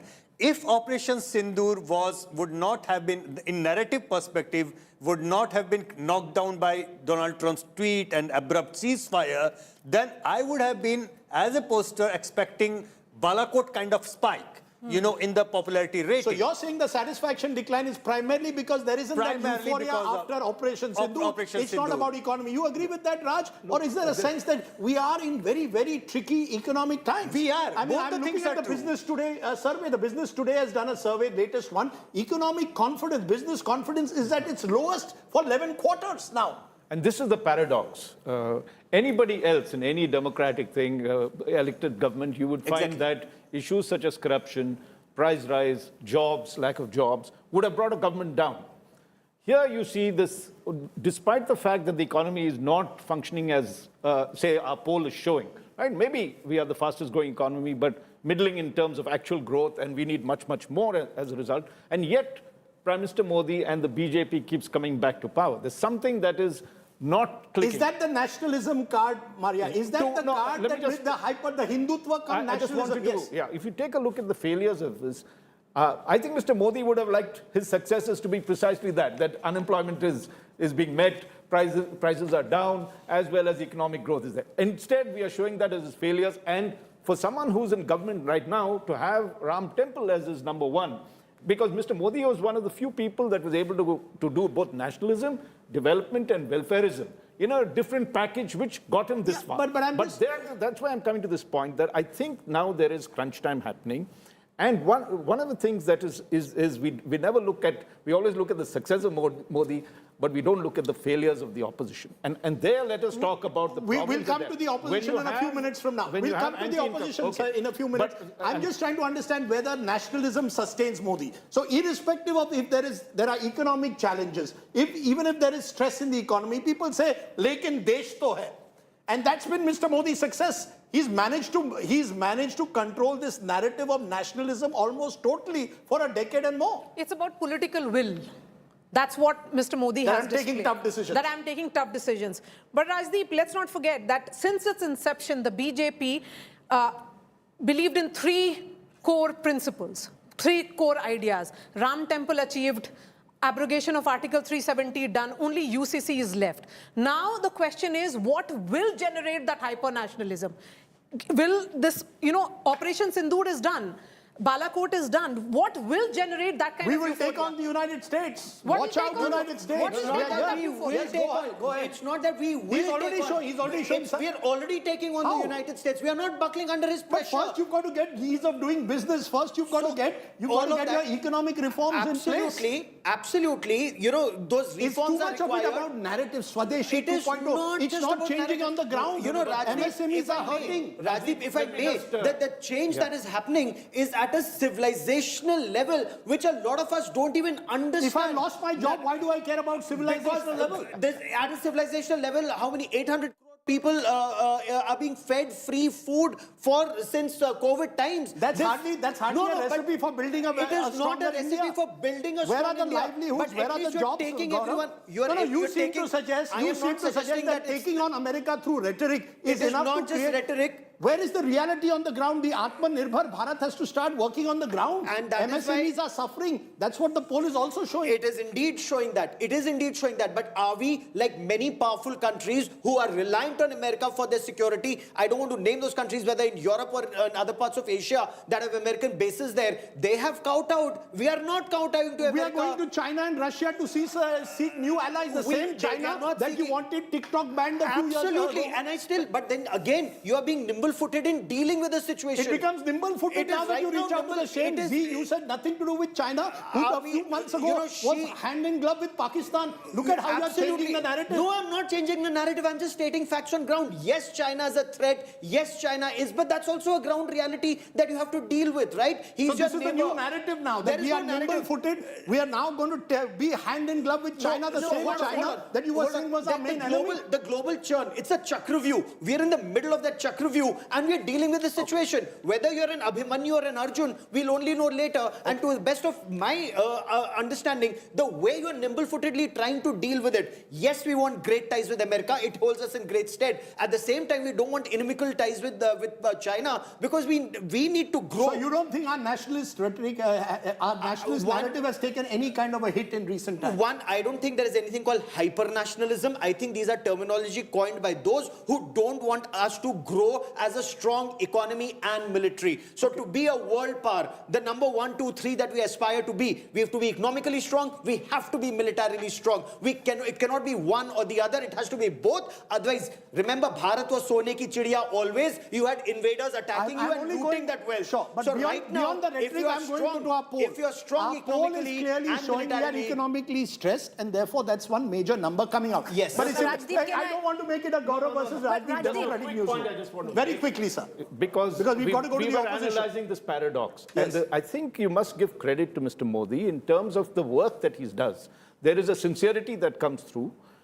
He seems, I mean, look, it's 11 years, there's been no corruption charges pushed on him. He works very hard, and people are forgiving when they think that the person is put his shoulder to the wheel. He's trying his best.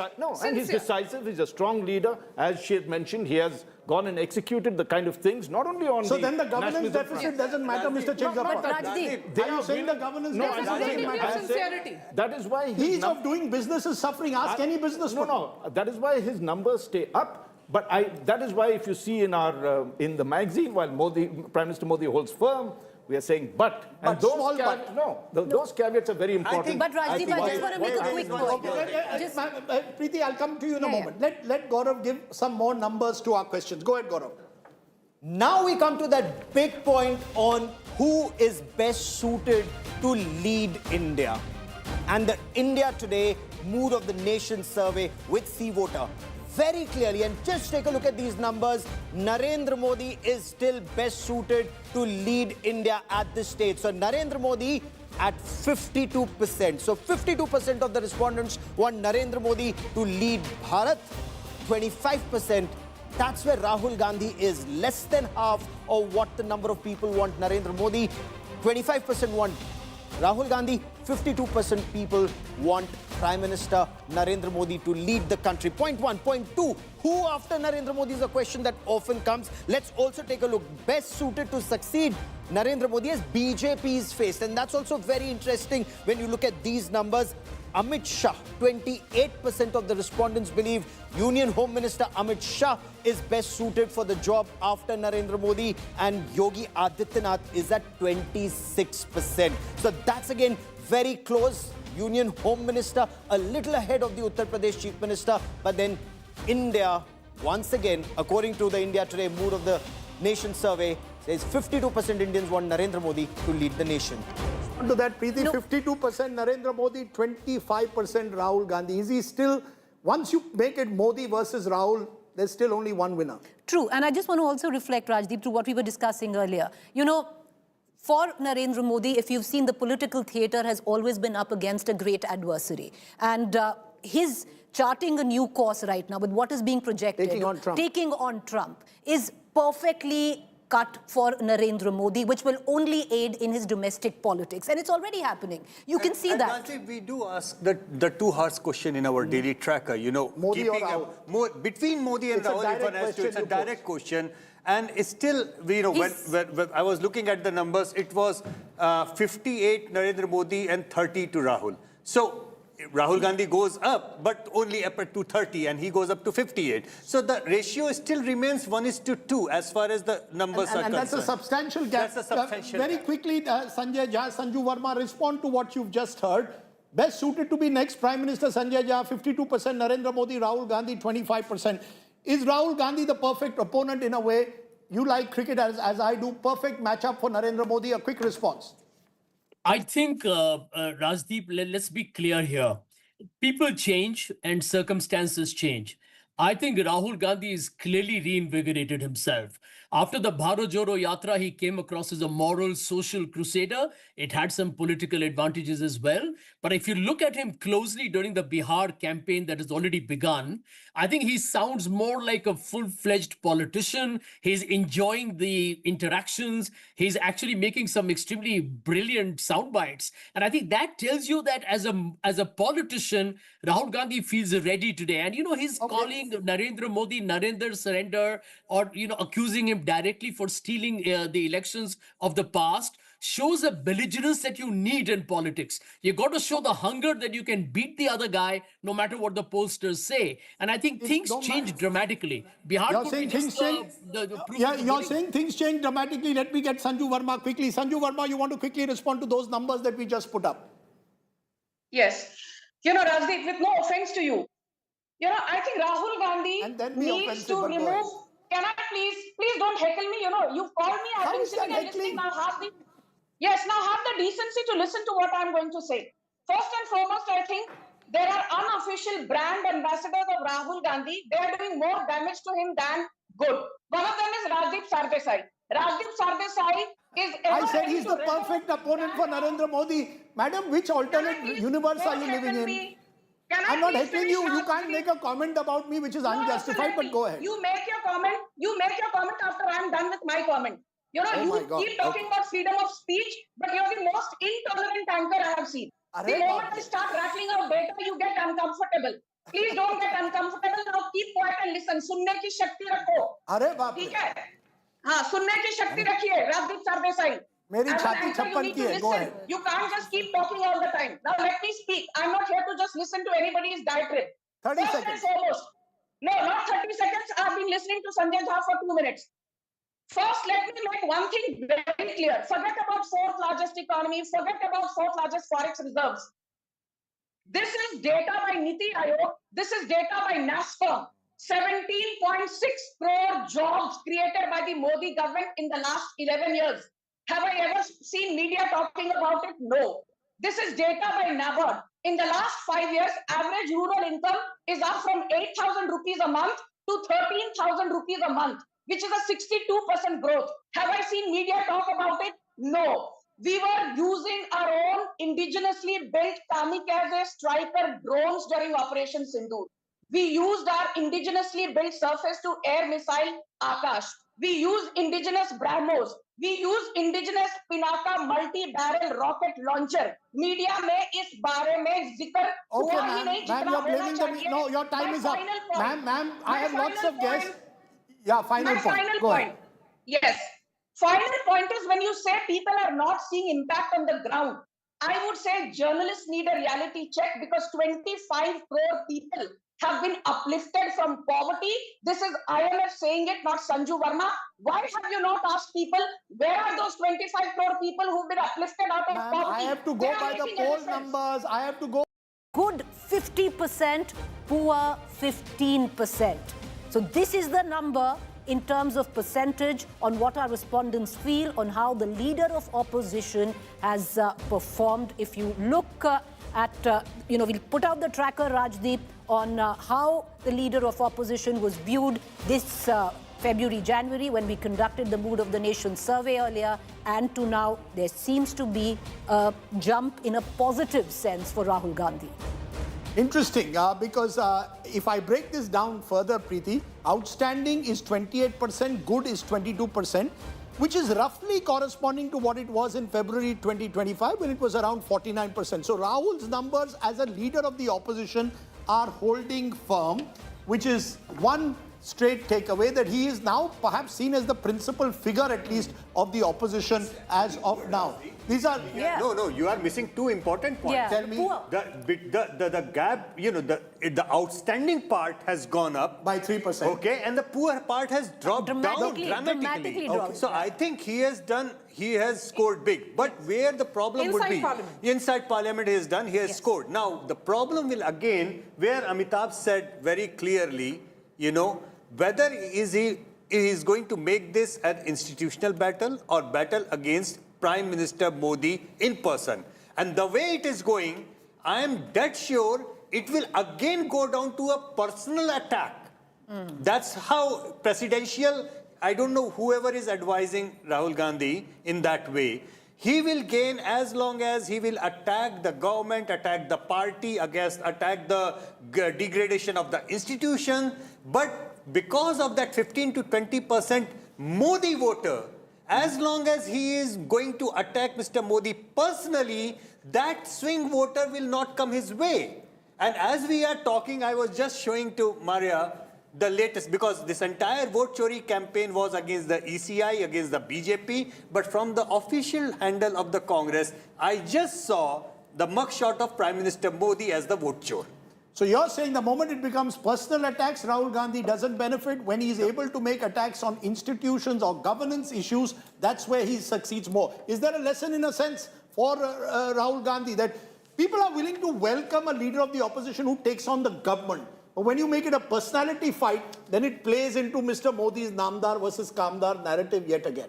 Well, let's give Rahul... Or is that narrative over now, Namdar versus Kamdar? That Rahul Gandhi has proven himself in that sense. I think it's considerably matured as a leader, and we've seen that progression that has been there over the years after Bharat Jodo Yatra, We're now seeing him in a different avatar itself and taking on vote chori. But when he And said so is that- Narendra surrender, for example, it doesn't seem to work, does it? Fair enough. But if you take a look at the numbers, Rajdeep, and let's give credit where it's due, this is good for the Congress and for Rahul Gandhi himself. Clearly, the electorate believes that he is the emerging leader and the prime challenger to Prime Minister Narendra Modi. Whether that works or not, a couple of things depend. Firstly, Rahul Gandhi is now seen as the sheet anchor of the Congress. Should be like Shubman Gill, go out and hit sixes, but also be like Rahul Dravid, defend quite strongly. To use your cricket. Shubman Gill is a bad example because he scored big runs in his first test as captain. Rahul Gandhi has been captain now for several years. Just like Shubman Gill, Rahul Gandhi still has long innings to go. But if you take a look at that, the fact, what does it mean when Yashwant talks of the fact that Congress doesn't cross 20%, Rahul Gandhi doesn't cross 25%, and the gap between him and Prime Minister Modi in popularity is 27%. It means that clearly the Congress has to begin to ally with other parties as they did with the India Alliance. Now, let's take a look at where the Congress can succeed because of the kind of opposition that's there. Firstly, it has to have a cohesive alliance. That is missing in the India Alliance. That's a very important thing. Second, they have to convert anti-incumbency into electoral victories. They're not being able to do that.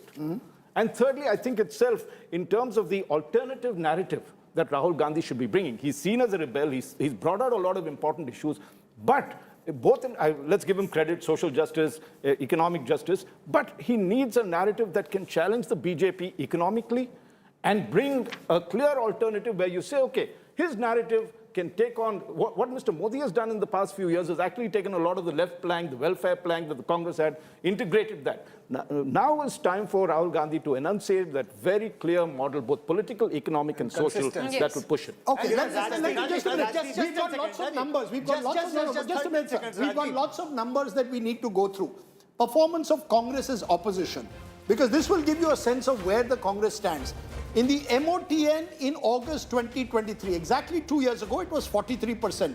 It's now up to 47%, which is its highest over the last 2 years in terms of good. In terms of poor, it remains 32% in MOTN August 2023 to August 2025. So there's a strong voter also who believes Rahul Gandhi is simply not good enough. Let's keep that also in mind. So the strong BJP voter has no real time for Rahul Gandhi. But that's not true. Not Rahul Gandhi is good enough. No, Look at the Congress Rahul party. Gandhi The and look at Congress the poor party. of Congress party. Sorry, Congress party. 7% jump, Rajdeep. Yeah, It's the not a Congress- small just a minute. number. It's not- Just a minute. It's not a small number. Yeah, the Congress party's performance is still seen by 32% as poor. Good has risen from 43 to 47%. Do you think Congress is the real opposition party? Here is the good news for the Congress now, because 66% are clearly saying Congress is the real opposition party. So that question which lingered for a long time before 2024 Lok Sabha has been seemingly settled. The Congress is seen as the principal opposition party. Earlier there were polls we did where Arvind Kejriwal and others were also seen as formidable opposition leaders. Which Congress leader is best suited to lead the party? Rahul Gandhi was at 23% in August 2022. He's now up to 38%. So he's clearly seen as the face of his party now. Priyanka Gandhi, who's next best, was at 9% in 2022. She comes down to 7%. But by and large, Rahul Gandhi is now seen as the face of the Congress and the opposition. Should India bloc continue? Yes, say 63%, no, say 25%. And that comes to the point that Raj Chengappa made. You need a much more cohesive opposition if you're going to take on Prime Minister. It can't become an individual personality, presidential style fight. You will need a wider opposition. And the final question that we raised on the opposition, best suited to lead the India bloc. Rahul Gandhi goes up from 24% in February 2025, the last time we did the poll, to 28%. Mamta Banerjee comes from 14% down to 8%. Akhilesh Yadav is more or less the same, 6 to 7%. Arvind Kejriwal is down from 9% to 6%. Remember, they lost Delhi in February. So, by and large, when I look at these numbers, can I say that Rahul Gandhi has now established himself as the face of the opposition? Absolutely. Rahul Gandhi, after the Bharat Jodo Yatra, it's a complete reinvention of Rahul Gandhi. But if I may continue with Raj Chengappa's cricket analogy, What he requires is consistency. So Exactly. batting like Rahul Exactly. Dravid and more recently like Virat Kohli, you know, to use your language. So if he bats consistently, he's always there. Narendra Modi is seen 24/7 on the job. If Rahul Gandhi is seen 24/7 on the job, half that battle is won. Okay, Maria wants Okay, to I'll come just back. take that thought ahead. And also, issues have to be consistent. Yes. While before 2024 elections, there was this constitution pe khatre mein hai. Now it is about vote chori. There has to be an alternate plan also to economic distress. That is not coming from He the needs a Congress. white paper on how will the Congress address up with a India's plan. economic challenge. Right. A clear plan, and you bang home that plan. Rajdeep, can Yes, I go make ahead now, a quickly. distinction? I just want to make a distinction. Acceptable as leader of opposition in parliament by other India bloc parties and opposition parties, yes. But acceptable to lead the India bloc. There's a big question mark on that, because if you look at the figures there of a Mamata Banerjee and Arvind Kejriwal and you hark back to their political parties, they don't think they're a part of the India bloc anymore. Yes. So there is a resistance in accepting him still within the India bloc as the person who will lead the India bloc. In parliament, it's a different story. And that is which leads us to the larger question, is there still an India bloc? Is there a cohesive opposition? That's a good So, Rajiv, point. take Yes, a go moment, ahead. take a Yes, moment go to ahead. appreciate one thing which we need to, is the people of India. Public is very clear, India needs a strong opposition. Absolutely. Public is very clear, if India has an opposition, the center of that opposition, the pivotal point of that opposition is Congress. Public is also very clear, without the Gandhis, Congress is nowhere.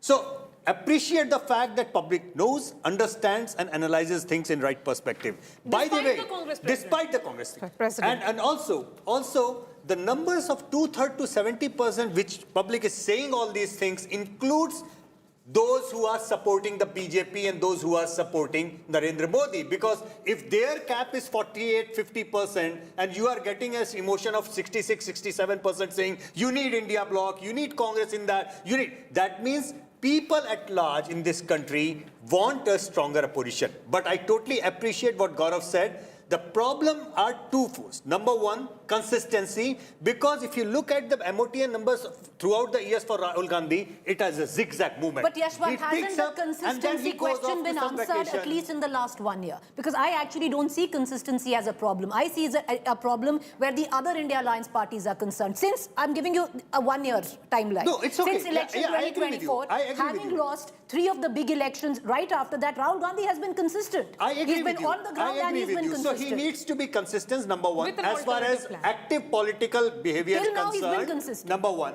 Number two, personal attack against Modi. That I agree. Is That is counterproductive. something which is a big writing on the wall. I don't know why they are unable So to you're read saying it. that, okay, let's ask Sanjay Jha. Sanjay Jha, that's the point in a way, that the moment it becomes Rahul Gandhi versus Narendra Modi presidential contest, you're playing into Mr. Modi's hand. The moment you make it about policies, the moment you make it about the kind of organizational strength, you have a better chance. I mean, the India Alliance, for God's sake, since 2024 hasn't even met to have a common minimum program, to work together. Some battles they fight together, others they don't. I mean, isn't that part of the problem? Let's acknowledge it. And leadership is about bringing people together. That's the challenge, really. Leadership is not just about sound bites. Sound bites, even I can give good sound bites. That doesn't make me a leader of the opposition. Rajdeep, ironically, it's a contrarian view, which is true. Let me tell you, in fact, your survey proves it. Number one, Mr. Modi has feet of clay. You know, this whole assumption that we are making that Mr. Modi is infallible, he's beyond reproach, is, I think, an argument that is now thinned out. And frankly, whether it's Operation Sindoor, where we all agree that Mr. Modi's image has taken a massive dent, or in this vote chori campaign where Rahul is directly targeting Narendra Modi, using election commission as an instrument for hijacking elections, the attack is on Narendra Modi. I So think you when think that are the works? You leader don't of think the that's opposition- counterproductive? You don't think it's counterproductive? I think it would have been counterproductive when Mr. Modi was riding a high. When Mr. Modi is now, frankly, looking extremely vulnerable, that would be the right strategy to actually take this forward. You have to now expose the chinks in his armor. And he, like any human being, has Right. got feet of clay. It's pretty Okay. obvious. Okay, Sanju Verma's finger is raised again, which is again a warning to me. Go ahead, Sanju Verma. Thank you. You know, Rajdeep, on a lighter note, I see the moment you talk about Rahul Gandhi, you know, you have that enigmatic smile on your face. You look My so smile is- enthused. But, Now, but now anyway, you become a face reader. In your young age, you're Yes. becoming a face reader. Go okay, ahead. now let me, you know, I think Raj Chengappa gave a very interesting cricket analogy. I would like to take that forward, but on a different note. You know, I've said this in the past, and I say this, uninhibitedly. Narendra Modi is the only leader. He has the flair, the flamboyance, and that X factor of a Virat Kohli. He has the consistency of a Rahul Dravid. He has the success and strike rate of a Sachin Tendulkar. And he has the resilience of a MS Dhoni. And you know, being an MBA student and an economist, I was taught very early on in life. There's this famous marketing guru called Philip Kotler. He said, when a product fails, the biggest disservice you can do to that product is to not take it off the shelf. Now, I will tell you, Congress has three big negatives. First one, Rahul Gandhi. Second, Rahul Gandhi. Third, Rahul Gandhi. Rahul Gandhi, as Preeti said, has been very consistent. But in a negative sense is what I would like to point out. Show me one party, one neta who under his belt has 92 big and small defeats to his credit, and yet the entire left liberal woke cabal says, वाह जी वाह, अरे राहुल गांधी ने भारत जोड़ो यात्रा कर ली, उसके बाद महाराष्ट्र चुनाव Sanju हार Verma, गए, I'm only उसके बाद talking about the Haryana last चुनाव 1 year. हार In गए, terms of narrative उसके being on बाद ground, दिल्ली Rahul चुनाव Gandhi has हार been गए. consistent. He needs to sustain it. Number Preeti, one, let me yes. finish. No, Madam, you made- Sanju Verma, Madam- no, you made your point. This was a question about the opposition. You made your point. You have said the Congress is big. Madam, you have made your point. Sir, Madam, Preeti Rajdeep responds. takes kindly to all the jibes that you make at him. I won't take that kindly. Arey, don't be that. No, Don't I worry, I won't. can defend I myself. won't. He takes it kindly. I'm not going to take it kindly. So Okay, before there's no person. Now, Yeah. please put down the Before finger. we're going to get Sanju. down to making... Yeah, well, what's the okay, point yeah. you want to make, Preeti? When No. she says, where do you, Rahul Gandhi, according to Sanju Verma, has been consistent in the fact that he has led Congress to defeat after defeat. That's an argument these critics I keep agree. making. What's the answer then? Nobody is taking that away. I'm not here defending Rahul Gandhi. No, Rajdeep, I'm number not. one. Number two. How would, you see, with these numbers, there is that question also. Of You've got course to show there is. that you I can am win looking elections. at it purely by the data we have put on the screen. Yes. The data clearly seems to suggest that people are perceiving Rahul Gandhi as an able opposition leader. As an opposition Yes. leader, not necessarily making the transition to being someone whom you can elect as government. No, 1 second. 1 second. Who is the second person, if not Narendra Modi? Who? Rahul Gandhi. Yeah, so there But are that's the gap 25%. is huge. Of course, there is a gap. That's why he needs to be consistent. All I'm saying is he needs to be consistent in being consistent. In what? Consistent in what? A, raising the right issues, keeping the narrative going, and hitting the ground. What's the narrative? Well, in the last 1 year, haven't you seen it change? Ever since, like I said, he took a big defeat where he lost 2-3 to the NDA, where the NDA won 3 big elections, which he thought he was going to win. He didn't disappear, no? He came back. He raised the caste census. He made sure, or at least he can, to his audience, take credit that the government introduced the caste census because it was the rallying point of Rahul Gandhi and the Congress. From there, he moved on to Operation Sindoor happens. At that point of time, at least the opposition parties got the narrative right. They supported the government. And he did so publicly. But there were questions that needed to be answered at the back of the ceasefire. They raised it in parliament and outside. They got the narrative right there. Okay, so you're saying that Rahul Gandhi has been Vote consistent chori, in attacking the election, in getting they've got his the narrative narrative right. right. Okay, Amitabh Tiwari. Therefore, is the jury still out on Rahul Gandhi? I wrote once in one of my books, Rahul Gandhi has never missed an opportunity to miss an opportunity. Has he now? Have we moved away from that to now with these poll numbers clearly showing that Rahul Gandhi is challenger number 1? And should that lead Sanju Verma to smile even more broadly, or is she be guilty of being complacent? See, the numbers clearly show that he has consolidated his support as the tallest opposition leader. So what is Congress, let's say, missing in its armor, as you asked? One is that when the Prime Minister Modi came in 2014, he had a Gujarat model of development on his back. The Congress party needs to create a Telangana or a Karnataka model of development where it is in power for the next 4 to 5 years, and also on that model of development win the state elections in 2023 to showcase that it has a model which has worked successfully. That is number one. Second is that he represents an alternative style of leadership.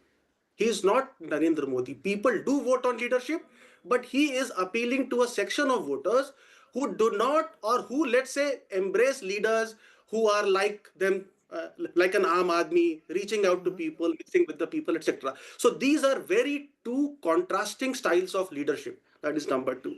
And the third is that consistency is, of course, is required, but on the main issues of unemployment, price rise, and economic growth, if you do a word check on what Rahul Gandhi has spoken in the last 1.5 years, these words would not get priority. It would be social justice, vote chori, etc., etc.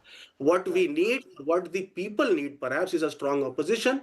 But to switch from NDA to a UPA or India bloc, they need clear solutions for unemployment, price rise, and economic. Rajdeep, there's another challenge, Yes, if I go may. The challenge, No, 1 minute, Sanjeev. Go the ahead. challenge for the opposition is for the Congress to grow.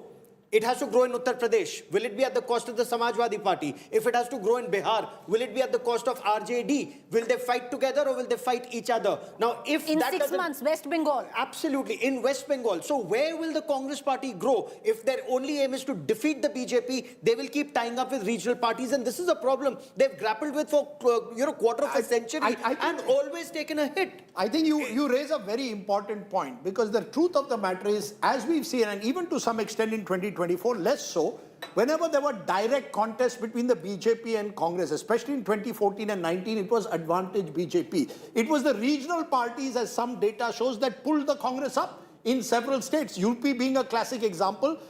Can the Congress therefore, and this number is important, India alliance, 63% are saying we want an alliance. It's not just Congress only or Rahul Exactly, Gandhi only. that's the problem. The problem is the Congress seems to believe it's Rahul Gandhi only or the Congress only that can challenge Mr. Modi. Does the Congress realize that it's only when they are united, Sanjay Jha, very quickly, with the others, that you've got to concede space? The days of arrogance are over. Ekla chalo re is over. The days ke hamara hi neta banega are over. Rajdeep, in six- I'm seeing it even in Bihar. Let's be Yeah, honest, yeah. on the ground, Tejasvi Yadav is the real leader of Bihar. And Yeah. the Congress No, hasn't Rajdeep, endorsed him next year you're directly. going into West Bengal, you're going into Punjab. You're taking on an Aam Aadmi party who's technically a part of your But India I'm even alliance. You're saying as taking part of out the an alliance. TMC, which is your Absolutely right. alliance. So Sanjay Jha, do you believe that wake-up call also that the Congress needs? That you've got to start putting you've got to start trusting others only, not the old Congress ki hum hi hai. Yeah, Rajdeep, I think the Congress has become pragmatic. It's learned from its bitter defeats, and it has to lead the India alliance. Obviously, it is the linchpin of the entire alliance. But let me tell you, on Bihar, it is Even have a common conceded- minimum program. No, what? I'm just coming to that. Tejasvi is the chief ministerial face of the alliance in Bihar. There's no doubt about it. I think that next year's elections are critical. That's right. Maria said no official announcement. No, because both Kerala and Assam can be two states that the Congress can win on its own. And Tamil Nadu may look a little easier. Puducherry is up for grabs. I think the Congress needs to win Assam to make a statement that it can defeat BJP head on. That's the critical messaging that the Congress needs to send. Rajdeep, Okay, Rajdeep, okay, we saw. just Yes, one- Maria, final Just word. one point. We have seen that No, madam, in the sorry. last 70 years, whenever there is a transition from a strong government to another strong government, there is that interim period of 5 to 6 years or perhaps 7, 8 or 10 years when there is coalition governments. That is the reason why we are seeing this milli-julie kind of a argument in the opposition space, where the opposition is still taking shape. Although Rahul Gandhi is the face, still the opposition, how will whether the growth of the Congress will come at the cost of the RJD or the Samajwadi Party, that will be answered in the due course. But if there is a Rahul Gandhi who is the principal opposition, who is able to work around with the egos and other ambitions of leaders like a Tejasvi and an Akhilesh, then perhaps it will be an That's answer. the challenge. That's the challenge. That's what Sonia Gandhi achieved to a large Yes. extent in 2003, before the 2004, was willing to put her ego aside to reach Yes. out to other opposition So maybe leaders. that is what is happening That right may now. well be one of the many challenges that Rahul Gandhi, but decoding Rahul Gandhi will remain a permanent subject. According to Sanju Verma, I get very enthused by it. I get enthused when I talk about Narendra Modi as well. I get very enthused when I speak to you, Sanju Verma, as well. So relax, don't go on Twitter and say you weren't given enough time, that you can debate on another day. But we are continuing with our Mood of the Nation survey. When we come back, we are coming to the T factor. What does the T factor mean? Tariffs. That could become an important factor in the months ahead. How are people seeing the tariff war with the United States? You're watching The Mood of the Nation. First, we'll have special guests joining us, and we will dissect every aspect of this See Voter Mood of the Nation poll. Joining us is Raj Chengappa, editorial director of India Today. He's the one who's bringing out the magazine that will be out there, and you'll see the cover in a moment. Also joining us, Yashwant Deshmukh of See Voter. He's the messenger, so if you want to shoot anyone and things have gone wrong, Yashwant is always ready. He's putting his numbers on the line. Maria Shakil, my colleague and senior editor, joins me. Welcome, Maria, to the Mood of the Nation for the first time. Gaurav Sawant, senior editor, and again, someone who tracks all the developments, especially in the last few months with Operation Sindoor, is with us. Preeti Chaudhary, also with us. Welcome. Also joining us, Amitabh Tiwari, someone who's been polling and giving weekly updates on his website. And we are joined by Tuhin Sinha, BJP's national spokesperson, and Sanjay Jha, who is someone who's been associated with the Congress party. So lots of voices, and we'll come to all the big numbers on the Mood of the Nation in a moment. But first, to give you a sense of the methodology of this Mood of the Nation survey by India Today. The survey date, July 1st to August 14th, 2025. So effectively, it's been a pretty comprehensive period. Respondents, 54,788.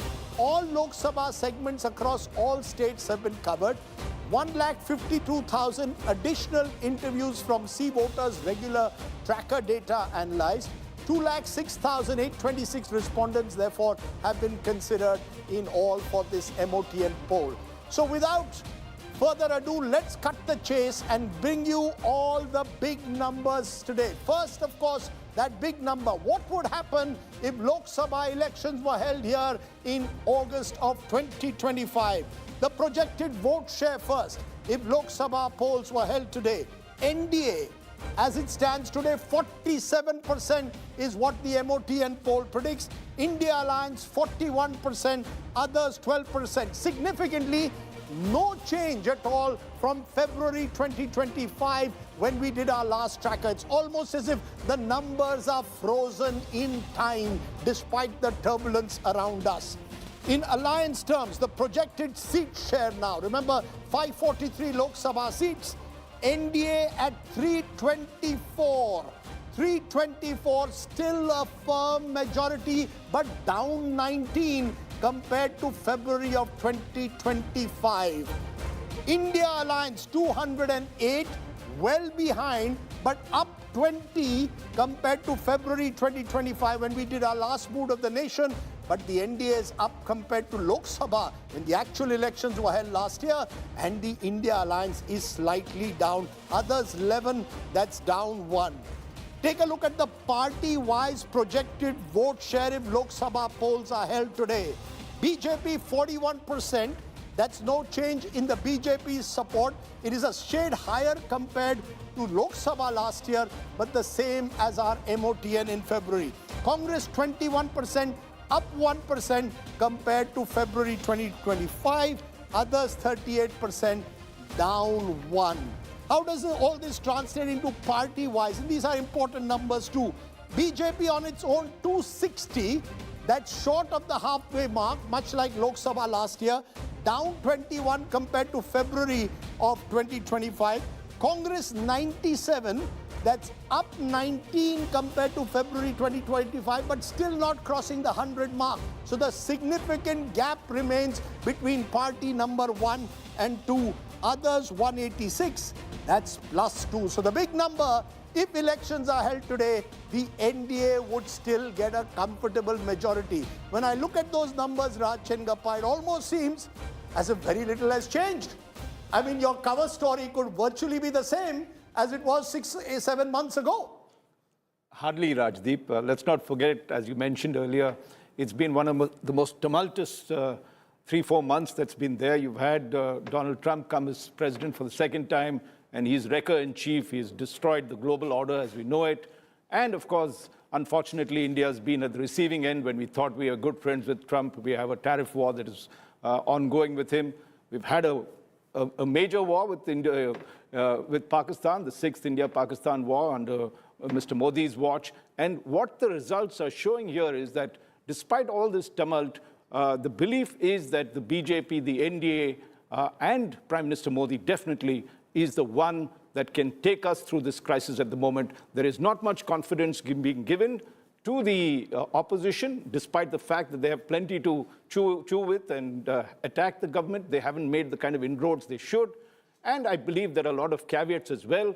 While it does look good for the NDA in some senses, the BJP is still not, if you recall last time, they had a full majority in our polls in February, though in the Lok Sabha they had 240 seats. They've increased to 260 if you look at the Lok Sabha, but down, as you said, 20 seats. And therefore, there's a message in that despite the fact that you had a war, where normally you would see a bump for the ruling party, as we saw in Balakot, as well as after Uri, that hasn't happened, but there is a larger message that they still... Okay, let's bring you now the T factor, the tariff factor. That's been talked about. How should India react to what the Trump administration is doing?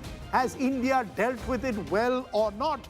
And should we be now worried about Trump's high tariffs? First, take a look at the methodology of our Mood of the Nation poll.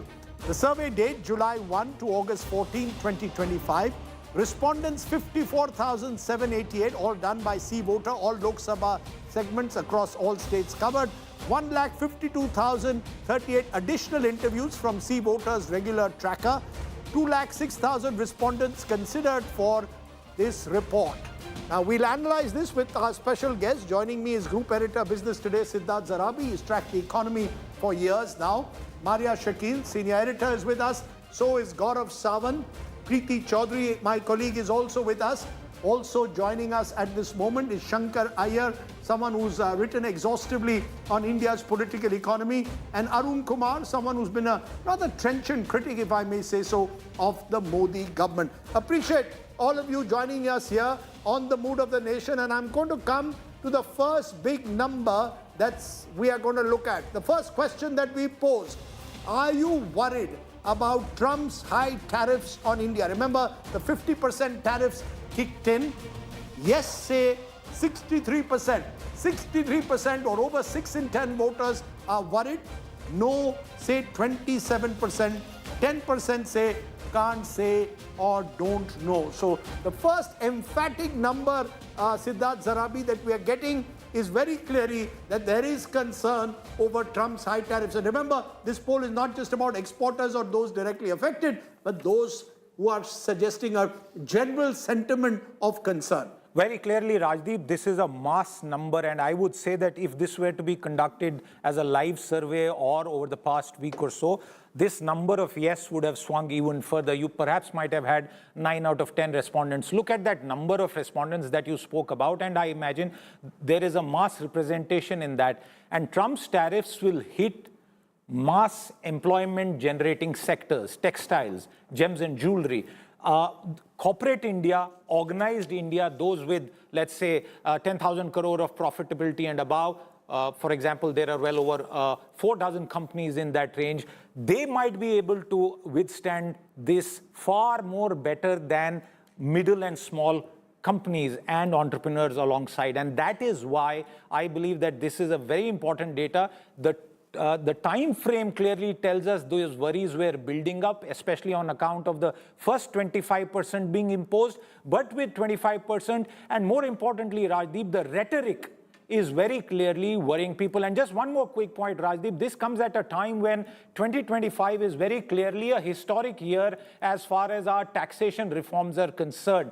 We have not had a year for several years now, except the corporate tax rate cut in 2019 in September, where you have started the financial year with an income tax big bang cut, and you will come to Diwali with a massive GST cut. So direct taxes, indirect taxes being cut, and in between 100 basis points reduction in the cost of money, the interest rate by the Reserve Bank of India. And if you were to take that together in normal times, I would imagine there would have been a complete different response. 9 out of 10 should have said everything is changa. But clearly the tariffs are dampening the mood. And let me clarify. Remember, this poll was done between July 1 to August 15, even before the tariffs kicked in. Now that the tariffs are a reality, it wasn't just pure arm twisting.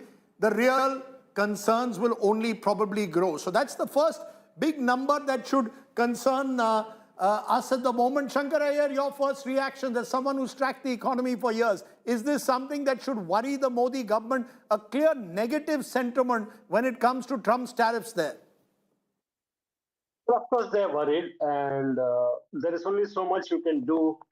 I mean, Trump loves optics. I mean, his economics borders on, as I said earlier also, his economics borders on Hafta economics. I mean, he's collecting tariff from his own companies who are selling chips to China, investing in Intel. Yesterday, there was a news that he is going to invest in defense company. All kinds of conflicts of interest are at play there.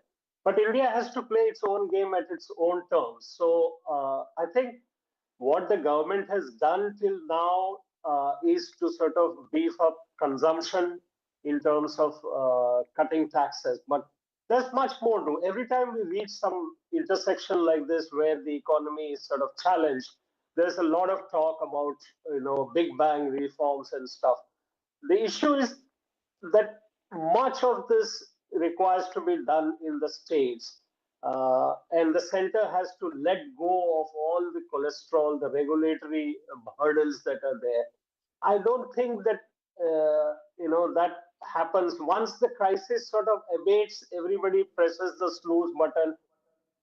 There is a very strong consensus for weak reforms in India's political class.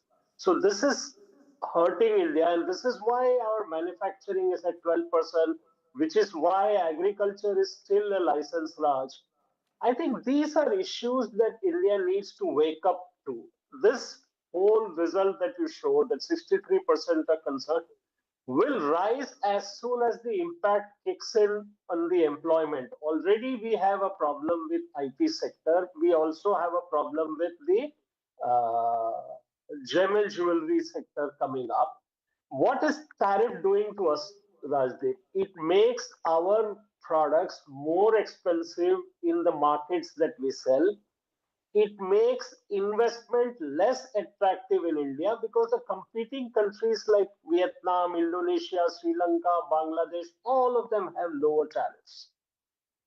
Okay, so in a sense, we are at a tipping point, some would say. We'll have to see how this plays out over the next couple of months. You never know what Donald Trump does next. But Professor Arun Kumar, I read a piece that you've already put out saying that this is very, very worrying, that you've got an economy that at some level was also showing signs of slowing down, not just because of regulatory cholesterol, and then comes this tariff hit that we will take, and it could hit labor-intensive industries. Are you surprised by these first numbers that 63% are worried? Is there a T-factor fear being put in people's minds? Because the US is not India's only export market, surely. So, Rajdeep, you are right. This poll was in July, August, early before the tariffs kicked in. And most people thought that actually tariffs may not be very high because of India's strategic relationship. The Indian government itself was putting out most of the time that India would get a special treatment because of the relationship between Modi and Trump, and also because of the strategic partnership that USA needs vis-a-vis China. All that has been belied because, as Vice President Vance has said it, Treasury Secretary has said it, Mr. Levaru has said it, that India expects a strategic partnership, but it doesn't behave like a strategic partner. And they are referring to India's relationship within BRICS with Russia and China. So they want India to follow the USA much more closely. And they find India an easy target because it's not that India has something very special that it can offer, unlike China. That's why the treatment between China and India is very asymmetric. China has been given additional 90 days to come to an agreement on tariffs, whereas India has been imposed this extra 25% because of Russian oil. Now, the two things that the US wants from India, it's very difficult for India to fulfill. One is reducing the relationship with the Russians, because India gets a lot of supplies, defense supplies still from the Russians, whether it be BrahMos missiles, whether it be S-400, whether it be Sukhoi. And opening up of agriculture and dairy products, that is not possible because 45% of the workforce is still there. So in other words, what President Trump wants, we are unable to fulfill.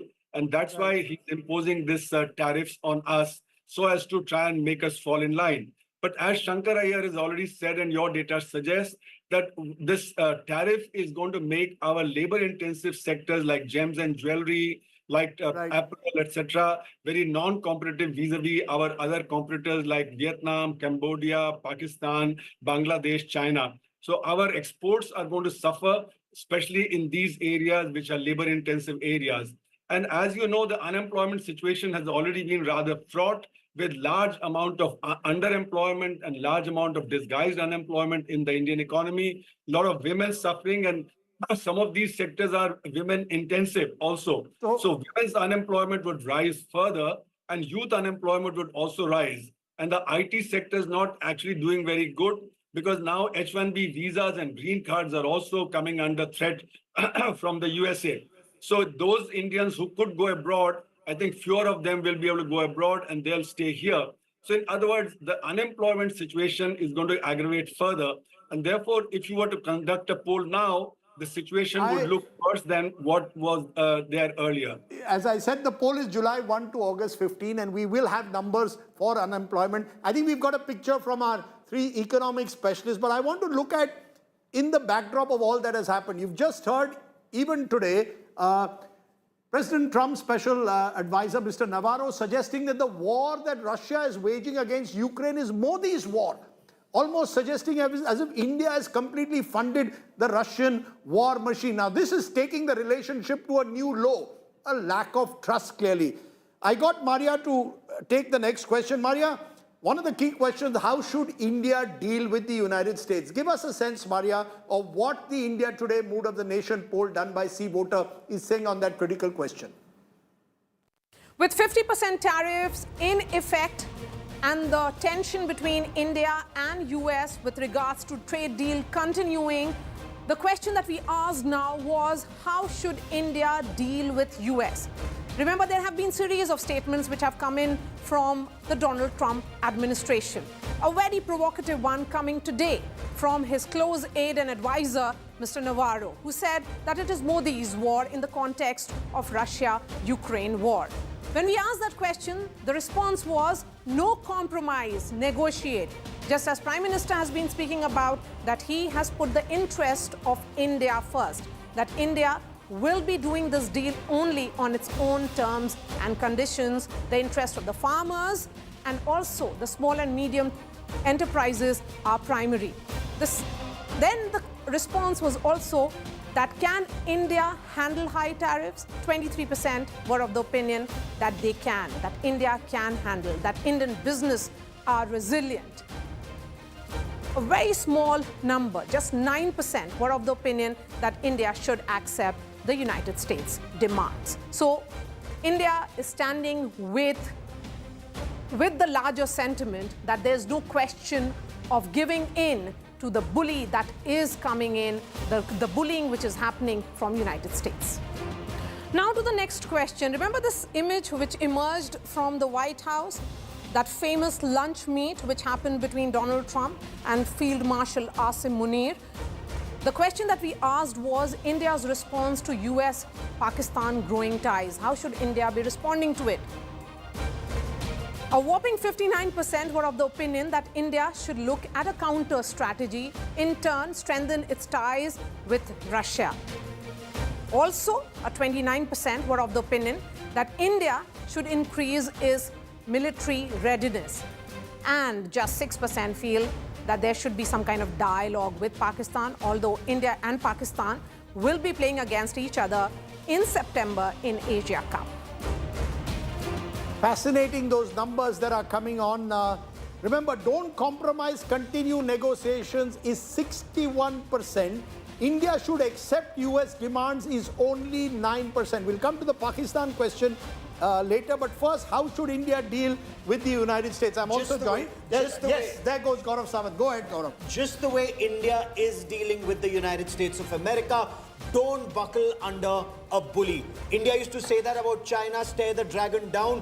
Exactly the same way, stare Trump down. It will take trouble. Yes, there will be additional tariffs. There may be additional tariffs. There will be an impact on H-1B visas. But then it depends. You buckle under pressure. Now, there'll be pressure that will come throughout Trump tenure. It's not as if you kowtow now and, he'll relent. Tomorrow he'll demand something else. Day after he'll demand something else. And then he will want to dictate your foreign policy. Do you want America to dictate our foreign policy, whether we want to be friends with Russia or not, or with China or not, with UK or not? Clearly not. So we will have to go through. So what you look the bully in the eye. You look the bully in the eye. With rhetoric or with actual acts. I've just got a report which says the USDA has welcomed the government's decision to remove import duty on cotton. It happened very quietly on the 15th of August. So, in the backdrop of all this strident rhetoric, Swadeshi 2.0, we're going to take on the United States, there's also a parallel track which seems to be going on. Let's negotiate for a good defense deal with the United States. Let's find areas of commonality. You're saying, look the bully in the eye. Rajdeep, it's a That's good for domestic consumption. No. Does that work? No, so it's a three-pronged strategy. When Prime Minister Narendra Modi went to America in February, immediately after Trump's swearing in, the compact that was agreed to had three prongs. One was high-tech cooperation, the other was defense cooperation, and the third was a trade agreement. Now, when it comes to your defense cooperation, you just talked about inking a $1 billion 404G, 404 jet engine deal. You're having your high-tech technology cooperation in terms of that NISAR satellite. Your military exercises are continuing. Places like your agriculture and dairy sector, where the Prime Minister says there's no way I'm going to compromise with the interests of my farmers. At the same time, things like blueberries and mulberries, those are areas that they're talking about moving forward if possible. So there has to be a give and take, but you will not have America dictate terms to India. Anyone else wants to step in? Pranav, you've been tracking this for a very long time. Are we seeing India now looking at America the bully in the eye, or is it two bullies who only till the other day were great friends? Two bullies. How are we two bullies? How are we two bullies? All I am saying is that these are two countries which feel very strongly about their national interests, want to protect it at all costs. America believes what's in their interest, we believe what's in our interest. Can the twain meet or not? At the moment, they're not. Donald Trump has completely upended this relationship. No, but this happens among best of the friends as well. You have to draw certain boundaries, even the best of the friends.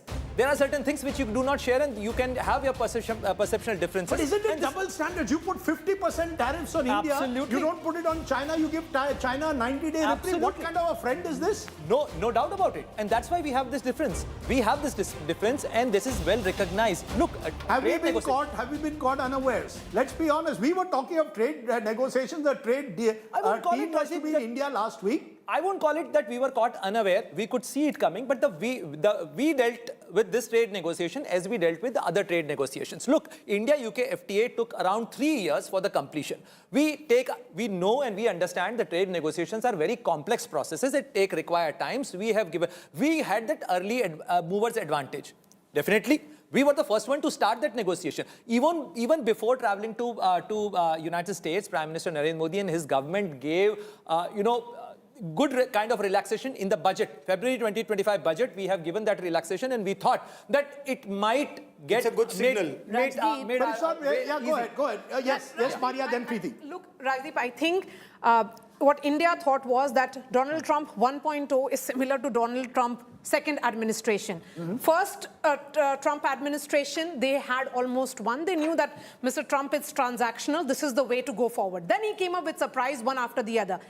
What New Delhi did not really sense was that how to deal with a man in White House who's taking to Truth Social to declare foreign policy, to make outlandish, outrageous statements, very, very provocative, going to the extent of saying that the Indian economy is dead. How do you deal with such a man who's declaring everything on Truth Social? If I may have one point, see, we are discussing today in context of Peter Navarro's statement. Let me read the social media post of Peter Navarro of 24th of June 2023. And what he says that while India should be natural ally of United States, communist China has invaded it twice to pose as existential threat from ships in the Indian Ocean and large bombers and fighter jets bases in Tibet. India and Modi cannot really be trusted to have our back. This is what Peter Navarro said way back in June 2023, much before he became the advisor of President Donald Trump. So look, if you see and scan his entire social media timeline, you can find that this guy has, I am only going by our poll numbers. How should India deal with the US? Preeti, 61% saying don't compromise, continue negotiations. Only 23% are saying India capable of handling high tariffs.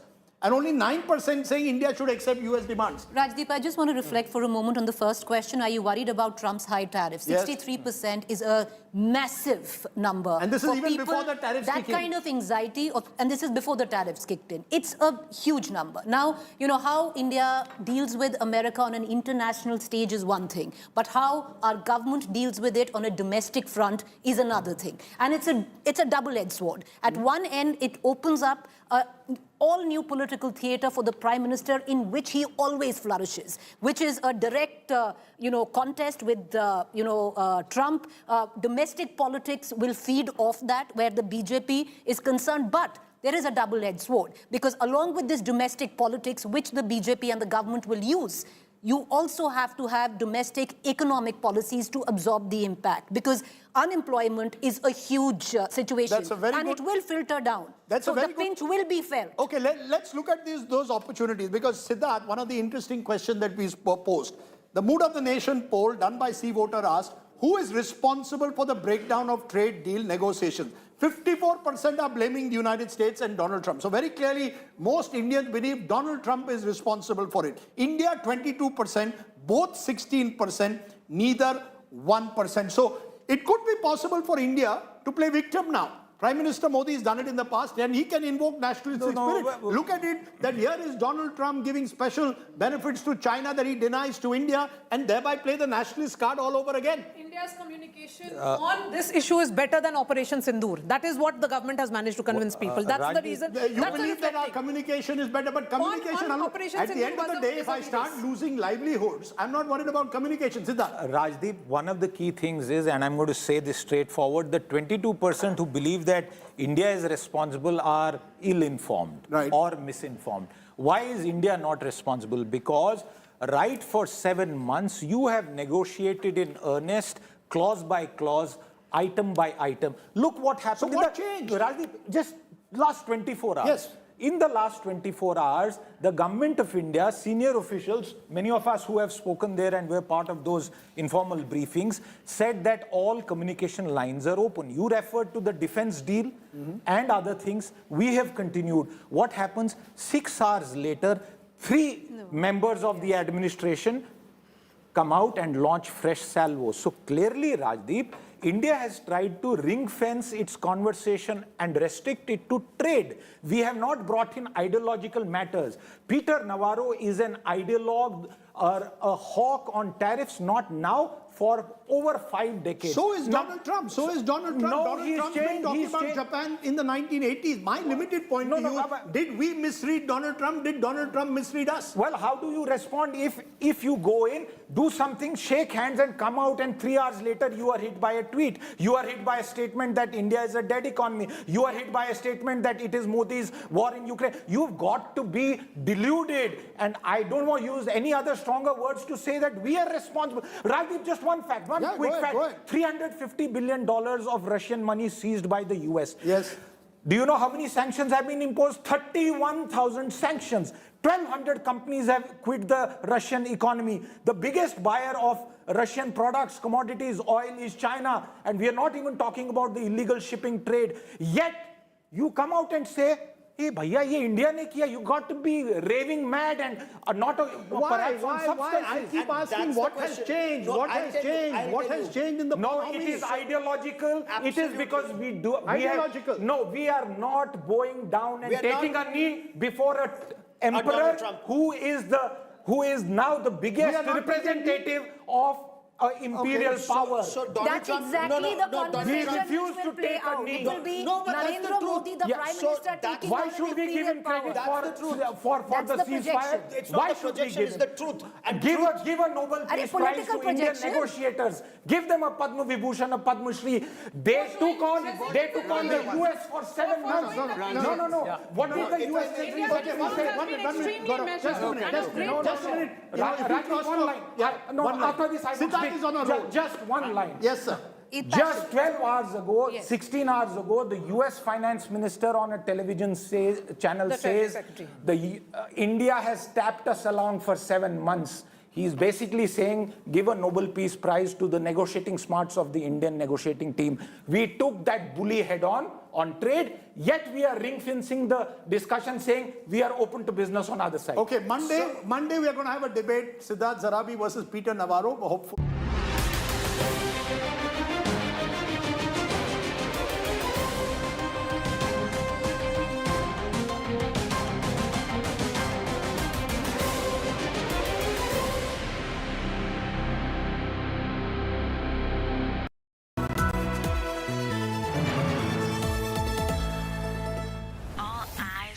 How has he seen it all?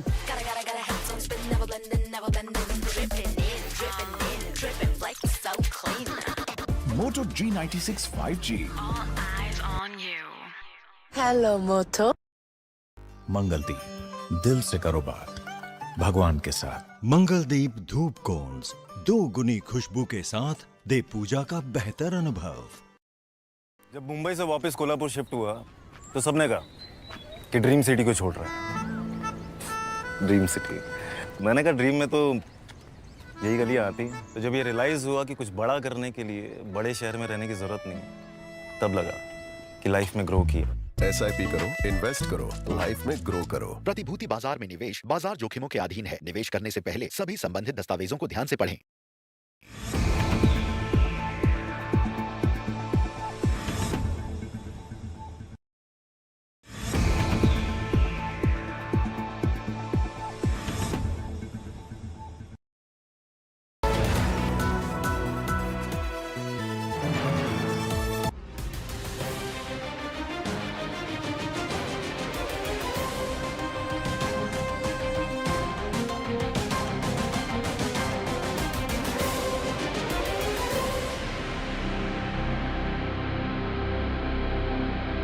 But Yashwant Deshmukh joins us off Seawater, who's done the poll. Yashwant, we've just given the initial numbers. It seems to be suggesting there is concern over high tariffs. We can sit in a television studio and wave the national flag. People are possibly going to lose livelihoods. There are exporters who are worried. There are people who are worried that this could lead to a slowdown of the Indian economy. Various numbers are doing the round. Does your poll suggest that, as well as the fact that Indians will stand by India at a moment of crisis, that both these sentiments are playing parallelly? So public is very clear. They know that the economic distress is there. Stress is there. They know what kind of tariffs are going to hit them. It's not that they do not know, they understand. Yet, they want you to stand up to the bully. So see, Donald Trump is a weird phenomena. It hit India twice.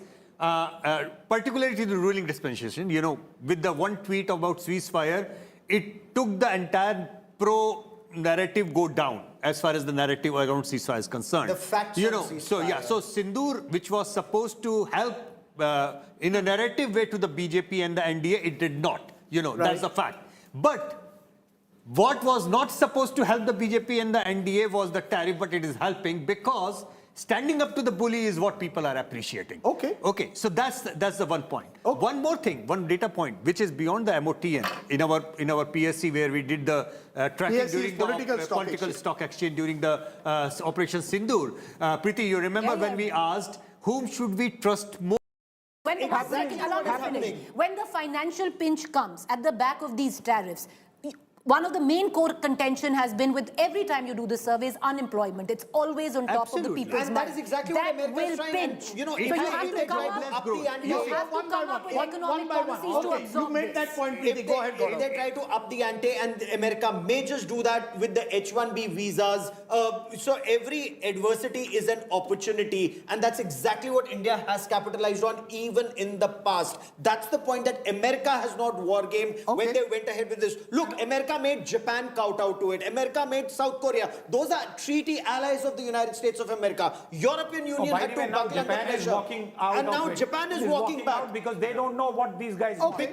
Because they've seen India stand tall. They're seeing India stand tall to American bullying. And so this is where India plays a much bigger role on the world stage. Let's get one or two more voices in. One of our questions also was, and this is linked again to a sense of national sentiment over this, Is India buying Russian oil in its national interest? Now, many believe that this has led to profiteering, of course, of a few corporates close to the government. But what do people say?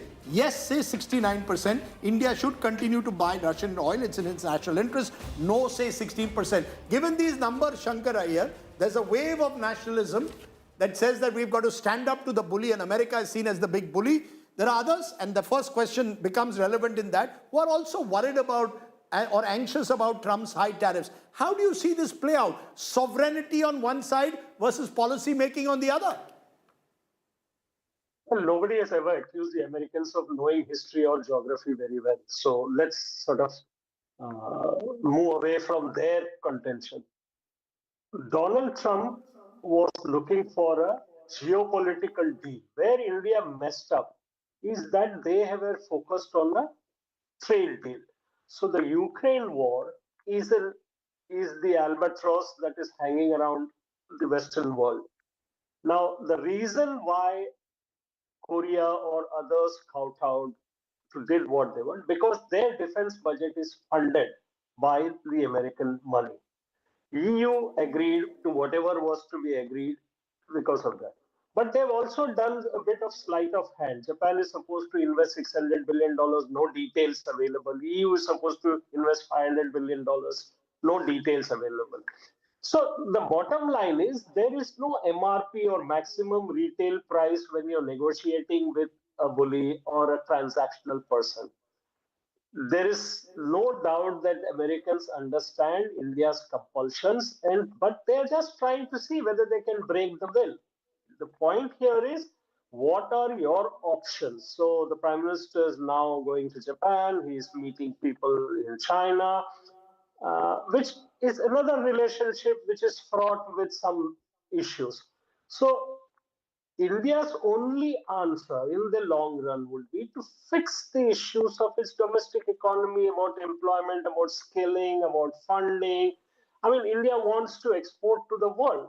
How many banks in India are willing to go and fund exports abroad? What is the kind of depth that you have? Now, India will have to create policies to help those affected by the tariffs. Do you have the depth in the fiscal to do that?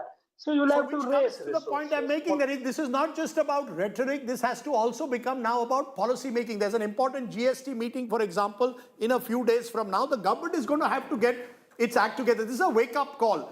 Arun Kumar, when I look at those numbers on Russian oil, I've heard a lot of people saying, maybe we should do a cost-benefit analysis. I had Raghuram Rajan on the show. He says it's time to do a proper cost-benefit. How much has Indian consumer really gained? How much have private companies gained? How much have we as a country gained by buying cheap Russian oil? Do you believe these are all valid questions to raise at the moment? Because there will be those who will say, we are not buckling like Gaurav Sawant under any kind of pressure from the Americans. We are going to continue, even though silently, quietly, we have reduced our dependence on Russian oil just in the last couple of months. We don't want to make a noise about it. That's the only difference. So, Rajdeep, you're right. We have to look at the big picture and then come to the specifics. The big picture is that we didn't start the tariff war. Before Trump came, our average tariffs were 17%, US tariffs were 3%, So what Trump is doing is imposing actually protectionist tariffs. These are not reciprocal tariffs. At best, the reciprocal tariff should have been 14% because that was the difference between them and us. But what he's doing is he's trying to bring jobs back to the US. Now, that's not going to happen because US wages are very high compared to what India and China has to offer. So, what an Indian worker earns in 2 months is earned by an American auto worker in 1 day. So therefore, it's not going to happen that, all the production is going to go back to the US, etc. So I think very quickly, what you'll see is stagflationary conditions rise in the USA. And that will actually create problem within the US for the US economy and for Trump. The trifactor that is helping Trump in terms of the judiciary, the legislature, and the presidency, that is under threat in the coming elections next year. Now, if the trifactor goes, US may not be able to continue with the imposition of the tariffs that are there at the moment because it's the power of the Congress. But that's a year from now, Professor Arun Kumar, that's a year from now. The elections are November next year. The fact is, at the moment, do you support the general national mood seems to be stand up to the bully? Do you believe that's the right stand? Yeah, so we've been, as you rightly say, we've been quietly actually buckling under. For instance, during the budget also, we reduced tariffs, we've increased the import of energy, we are increasing defense expense, etc. But that's not going to satisfy Trump. Therefore, what do? We need to actually, as Preeti and others have said, we need to actually look at the internal economy and boost the internal economy, especially the unemployment situation, because that is where I think the mood of the nation would switch. Because if this continues with a lot of unemployment increasing, and especially also with H1 visa and the green card, etc., all that creating a climate of a despondency among the youth, then I think the situation will change. So I think very quickly the government needs to increase the demand within the economy. That will not benefit the exporters because the GST is not the what is going to help them, but the general demand might increase and investment might increase. I have been hearing that for the last couple of years with due regard, Professor Arun Kumar, and no one disagrees. We need to stimulate demand. I'm just seeing a poll, your cover of Business today. Business confidence is at an all-time low for 11 quarters. Domestic demand is tepid. Many Indian big business are not investing in the big projects. All of this were talked about in the last budget, but it's not translating on the ground. Is this a wake-up call in that sense? And the BT C4 survey that you refer to was conducted with around 500 plus CEOs in the time frame of July 10 to 25. I just want to make one point. This survey, particularly the latter part of it, comes after the 2 rounds of US tariffs. The first US tariff kicked in on 30th July, the second one kicked in a week later. Now, given that, what is very clear, Rajdeep, at the top end, there is nervousness of grim tidings. Right. And at the mass level, which this survey captures, there is nervousness. One quick point, Rajdeep, and why we are missing the point. Let's not forget that India buckled in once, and that memory perhaps is guiding our stance now. In May 2019, we stopped buying Venezuelan and Iranian oil. One more quick point. That time there were sanctions. Gaurav, This time there are no sanctions. Let me complete that point. We did that. And why there is no trust of the US stance is evidenced by that. The second thing, it's 3 years plus and counting. Petrol, diesel prices have remained frozen. They have not increased. There have, in fact, been some adjustments. They have not decreased either. No, not substantially. There has been an adjustment. Not now, substantially. No, just one final point. The benefit has not passed on to the consumer. Had the benefit been passed on to the consumer, the same consumer would have perhaps shared more. Let me just finish the point. In regard to the survey and the question on Russian oil, all I'm saying is, I guarantee that all these respondents, 200,000 plus respondents, no one knows the color of the oil when it is filled in his motorcycle, or whether it is Russian oil, whether it is some other Gulf oil. They don't care about it. What they are caring about is, are you standing up to the bully who has mistreated you in the past? In the past, you agreed with his stance. Just a moment, because there are 2 more important points. They're linked to this. The survey has also asked opinion on India-China engaging more closely. Remember, Prime Minister goes to the SCO to China in a few days from now. Today. Strengthens India's position globally, 52%. India-China engage more closely, strengthen. Look at how the world is changing. The same China that was seen to be fused with the Pakistan military during Operation Sindoor weakens India's security interests, 26%, no significant impact, 13%.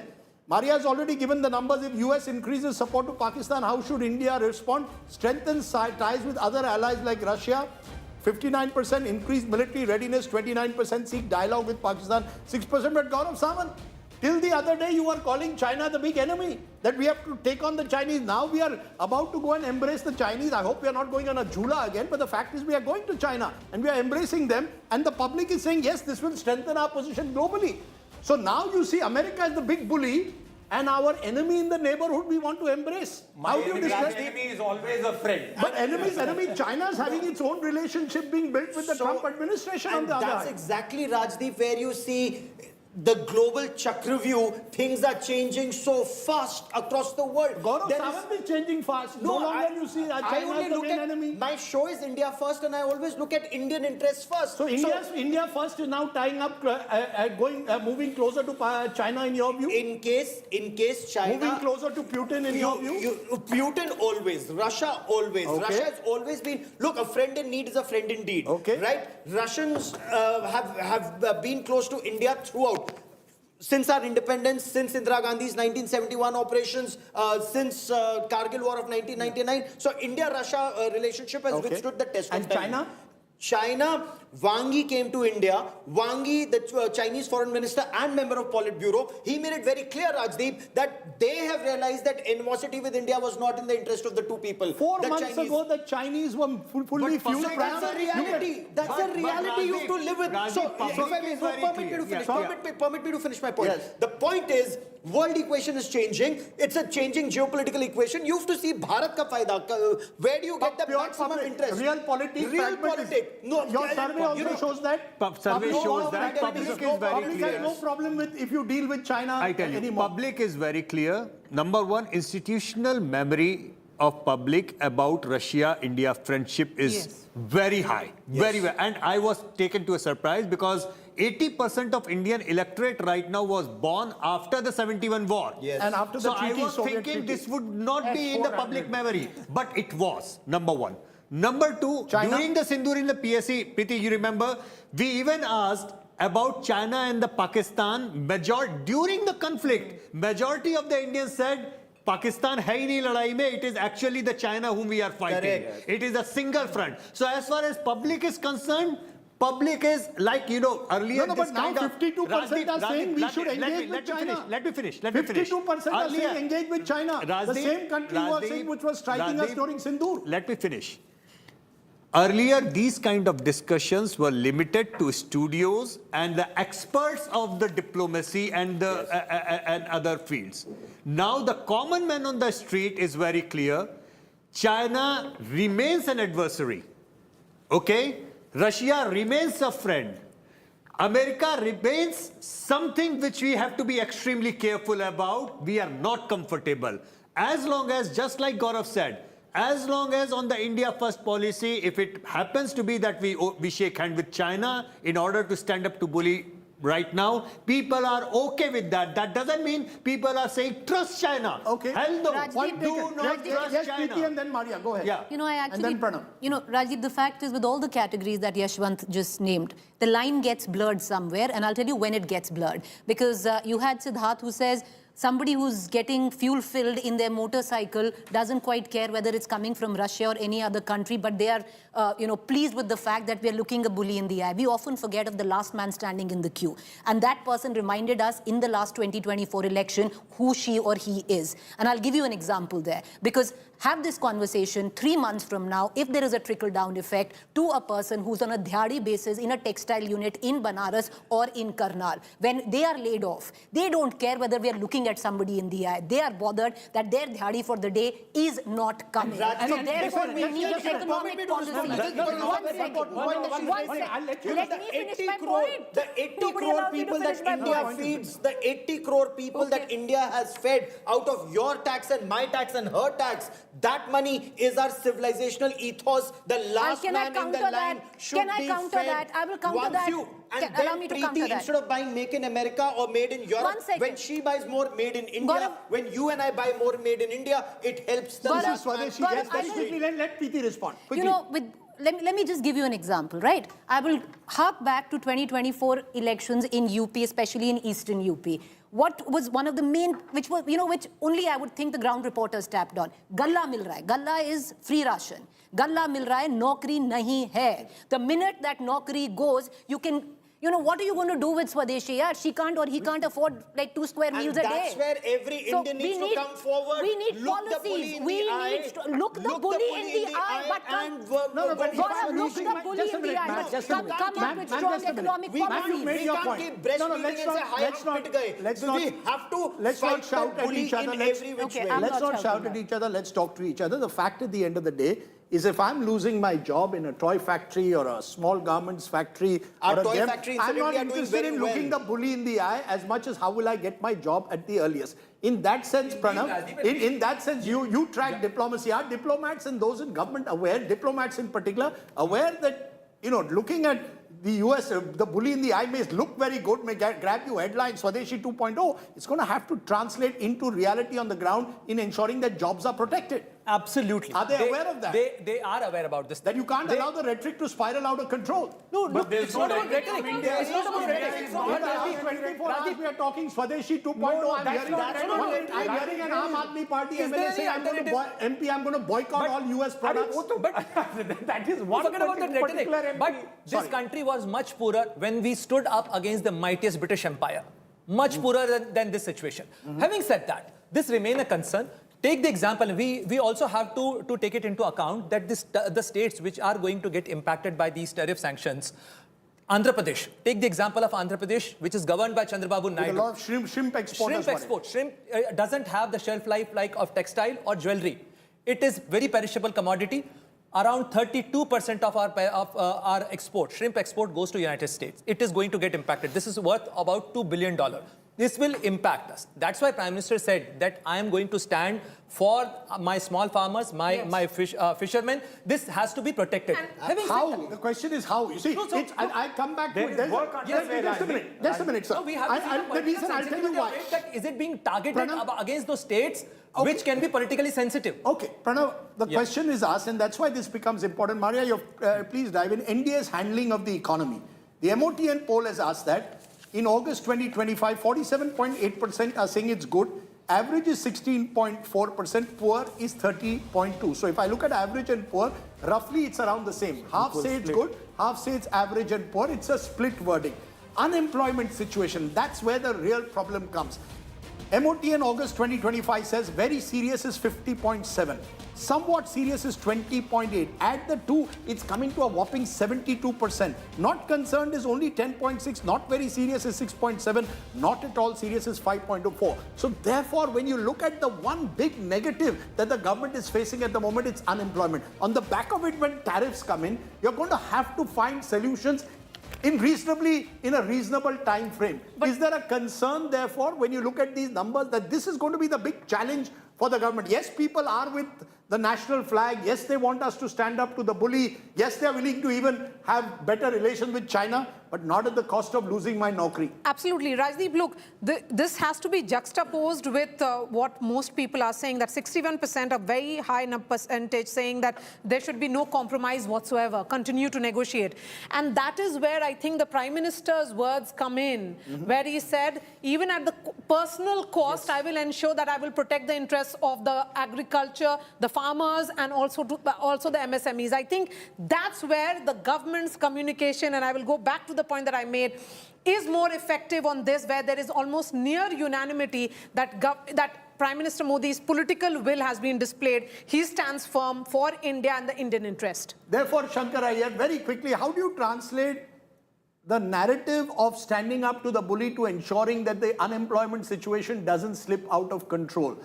It's where you've always spoken about regulatory cholesterol. Does it now go beyond that? Now there's a wake-up call that we need answers now. It can't be pushed into the future. Ease of doing business committee bana denge, wo ab nahi chalega.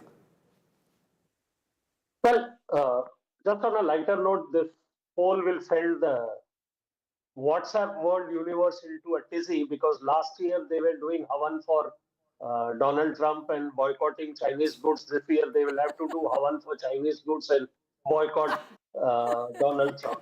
So the whole world will go around this way. But, you know, the point is that if you take the last three budgets and the announcements that were made, they promised 20,000 crores for R&D in the private sector. Money is yet to be disbursed because they don't know how to disburse the money. An urban challenge fund of 1 lakh crore has been set up, which is still not finalized. The Niti Aayog was supposed to release, what is the whole tariff, domestic economy, regulatory cholesterol about? You should spur competition among states. Why is Tamil Nadu getting all the investment, doing better? Because they're doing something right. So other states need to do that. Investment conferences are held all over the country, you know, magnetic Maharashtra, kinetic Karnataka, all that stuff. Nobody knows how much investment has come or whether it's translated. Let's do an audit. The Niti Aayog has the bandwidth to do this audit, but obviously there is a political cost to doing this audit, so they have not done. So why not take a proactive thing? Why not have a chief minister's conference where they come up and say, I am going to slash these regulations. This is the time. I am going to allow these kind of investments. This is the time-bound program. I have adopted these policies. Let's not wait for another committee, another task force, another... Point taken. We have a big GST Council meeting coming up on September 3. We'll see what happens there. But Arun Kumar, very quickly, do you believe that this unemployment situation, therefore, juxtaposed against this surge of nationalism led by Gaurav Sawant here, he didn't do a havan, I'm told, when Donald, he necessarily didn't do a havan for Donald Trump, but this surge of nationalism, that we are not going to bow down to American pressure, but at the same time, the pressure will have real effects. Quick response.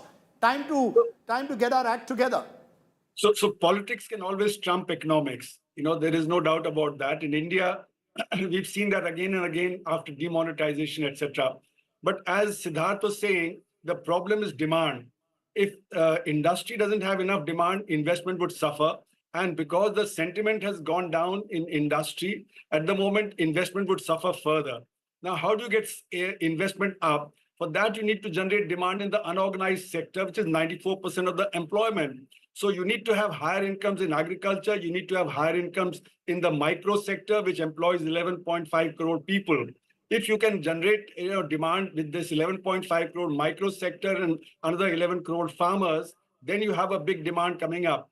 Unfortunately, GST rate cut will not do that because bulk of the GST is paid by the organized sector. As Arun Jaitley used to say, 5% units pay 95% of the tax. So if you cut the GST rates, it'll benefit the organized sector, but not necessarily the unorganized sector.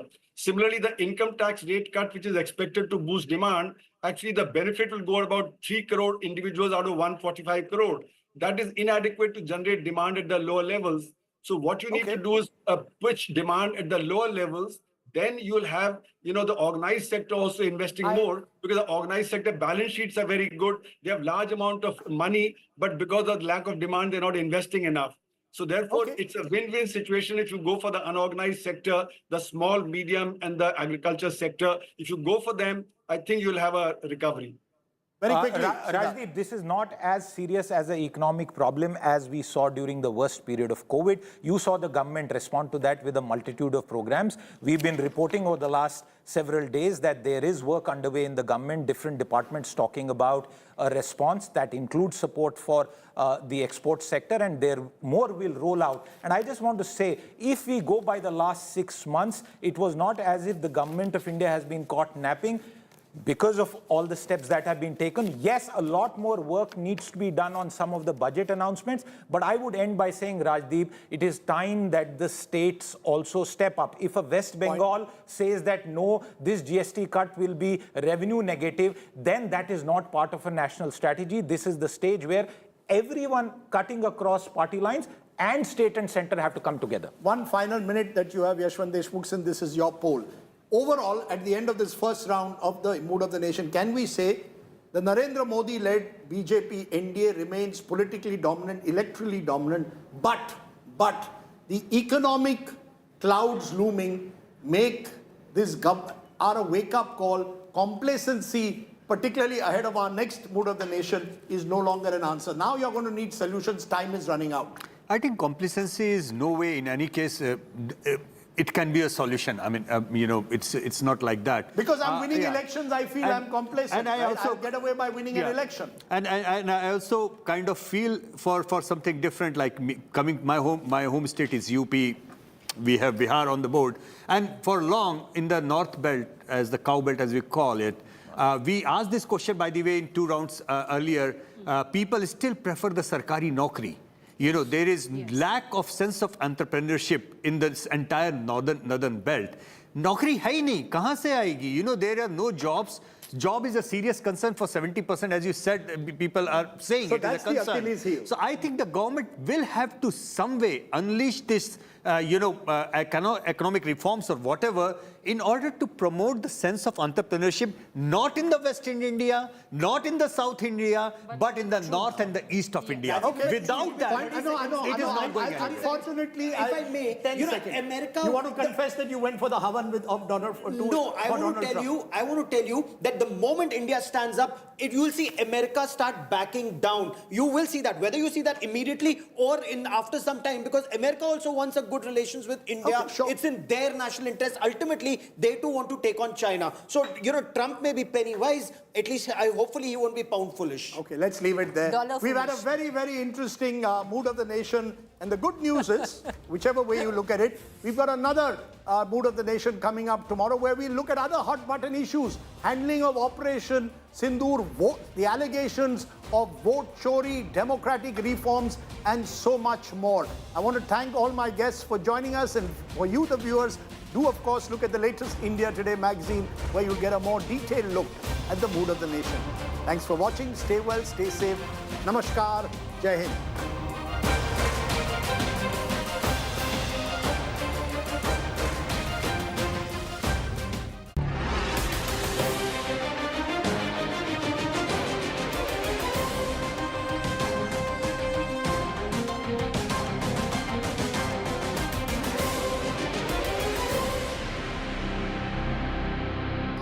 We'll have special guests joining us, and we will dissect every aspect of this See Voter Mood of the Nation poll. Joining us is Raj Chengappa, editorial director of India Today. He's the one who's bringing out the magazine that will be out there, and you'll see the cover in a moment.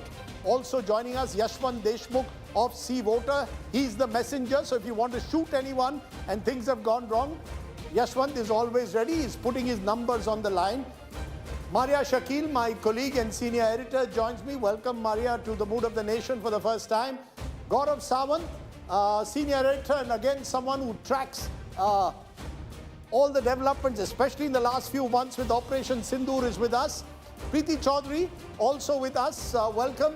Also joining us, Amitabh Tiwari. He's someone who's been polling and giving weekly updates on his website.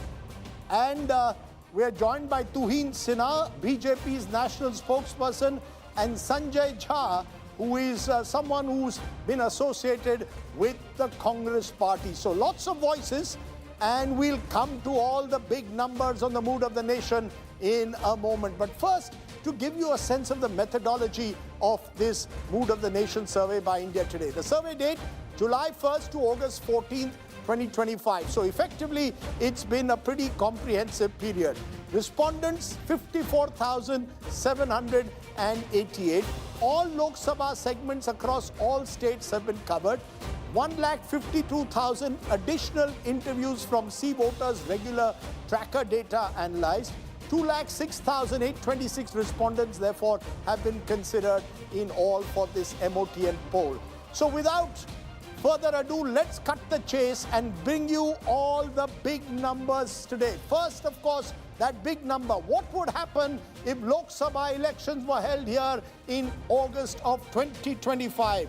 The projected vote share first. If Lok Sabha polls were held today, NDA, as it stands today, 47% is what the MOTN poll predicts. India Alliance, 41%, others 12%. Significantly, no change at all from February 2025 when we did our last tracker. It's almost as if the numbers are frozen in time despite the turbulence around us.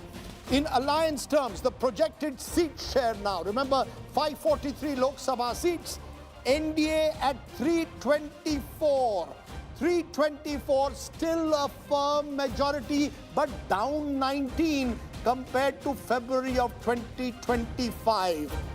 India Alliance 208, well behind, but up 20 compared to February 2025 when we did our last Mood of the Nation.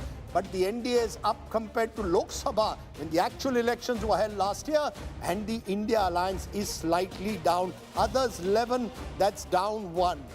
Take a look at the party-wise projected vote share if Lok Sabha polls are held today.